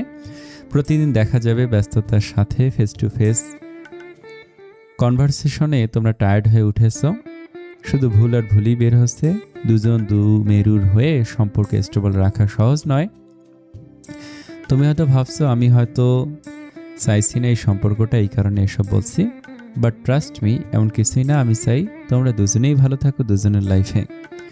অন্তি দৃষ্টি নিচু রেখে জোরপূর্বক মুখে হাসি লেপটে বলে, ইটস ওকে আন্টি, আমি আপনার কথাগুলো বোঝার চেষ্টায় আছি। মিসেস আদিবা অন্তির কথায় সন্তুষ্টির চাহনি নিক্ষেপ করে। ইতিমধ্যে ওয়েটার একে একে খাবার নিয়ে এলে সে নিজ দায়িত্বে অন্তিকে সার্ভ করে দেয়। অন্তি আতিথেয়তা রক্ষার্থে কফি কাপটা গ্রহণ করে। টেবিল ভর্তি মজাদার খাবারের প্রতি কেন জানি কোনো আকর্ষণ কাজ করে না। মস্তিষ্কের ডোপামিন নিঃসরণের কার্য যেন বন্ধ হয়ে গিয়েছে। মিসেস আদিবা কাপে ছোট করে চুমুক টেনে ধীর গলায় বলে, শিখতো হয়তো বুঝতে পারছে না, ও মনে করছে এভাবেই হয়তো চলবে জীবন। ওর যে ব্যস্ততা, কর্মজগৎ, সপ্তাহ জুড়ে কোনো খোঁজ পাই না, নেটওয়ার্ক নেই সমুদ্রের মাঝে, এদেশে ও দেশে এভাবেই চলে। তোমাকে তাহলে কিভাবে ও ওর পরিবেশের সাথে গড়িয়ে তুলবে বলো? সময় কই? এখন হয়তো ভালোবাসাটাকে মেন ইস্যু করছে, বাট তোমরা যদি নিজেরা নিজেদের সাথে তাল মেলাতে না পারো তাহলে এই ভালোবাসাটা তো একসময় বিষাদে পরিণত হবে, তাই না? আবার দেখো, রান্নাবান্না, ঘর সাজানো, শৌখিন কাজগুলো আর কি, এগুলো কিন্তু অনেক গুরুত্বপূর্ণ। এগুলো যদি জানা না থাকে তাহলে সংসারটাকে সংসার মনে হয় না। আমার জানা মতে তুমি এই তো।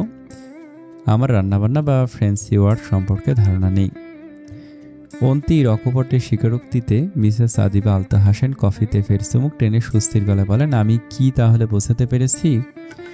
তোমাকে অ্যাকচুয়াল প্রবলেমটা কোথায়? তোমার প্রিয় মানুষটা যদি তোমার রান্না খেয়ে প্রশংসা নাই করতে পারে, তোমার প্রিয় মানুষটা যদি তোমার কাজে খুশি নাই হতে পারে, তাহলে সেই সম্পর্কটা কি আদৌ টিকবে? অন্তি এতক্ষণ যাবত মনে মনে কিছু কথা গুছিয়ে নিয়েছিল মিসেস আদিবাকে বলবে ভেবে, পাল্টা কিছু লজিকও সাজিয়ে নিয়েছিল। কিন্তু মিসেস আদিবার শেষ প্রশ্নে তার সব কিছু এলোমেলো হয়ে যায়। বুকের ভেতরটায় গিয়ে লাগে সরাসরি কথাটা নিরুত্তর হয়ে থাকা ছাড়া অন্য পথ সব বন্ধ। খাচ্ছ না কেন তুমি? প্লিজ খাও। শিখতো আমাকে কালকে রাতে বলেছে তুমি নাকি এসব ফাস্টফুড খুব পছন্দ করো। প্লিজ ট্রাই করে দেখো, আমি যে কথাগুলো বলছি এগুলো তোমাদের ভালোর জন্যই বলছি। আমার ছেলেকে বললে সে কখনোই বুঝবে না। তার কথার সাথে আমি কোনোভাবে পেরে উঠি না, কিন্তু কথাগুলো বলা জরুরি ছিল। একজনকে তো অন্তত বুঝতে হবে, তাই তোমাকে বলা। তুমি যদি মন খারাপ করো আমার কিছু করার নেই। দেখো, এসব কিন্তু প্যারেন্টিং নিয়েও ঝামেলা। ধর তুমি চাইছো তোমার সন্তান তোমার মতো করে বেড়ে উঠবে, কিন্তু শিখতে চাইছে তার সন্তান তার মতো শৃঙ্খলাবদ্ধ হবে। কি করবে তখন? অন্তে অনিচ্ছা সত্ত্বেও কফি মগে হালকা চুমুক টানে। ক্যাফে লাতের মতো মিষ্টি জাতীয় খাবারও কেন জানি তার কাছে বিদঘুটে লাগতে শুরু করে। নিজেকে ধাতস্থ করতে গিয়ে হাঁপিয়ে ওঠে, শরীর জুড়ে অস্থির লাগছে। এই মুহূর্তে খোলা হাওয়া প্রয়োজন। ভীষণ আশ্চর্যজনকভাবে ওনার কথা হুট করে ভীষণ মনে পড়ছে। মনে হচ্ছে বিশাল সমুদ্রে জাহাজে করে সে হারিয়ে যাচ্ছে তার থেকে অনেক দূরে। অন্তি, আসসালামু আলাইকুম। 2 দিন ব্যস্ত থাকার কারণে ভিডিও দেওয়া হয়নি, প্লিজ কেউ কিছু মনে করবেন না। আর এই ভিডিওটা কেমন লাগতেছে কমেন্টে জানাবেন।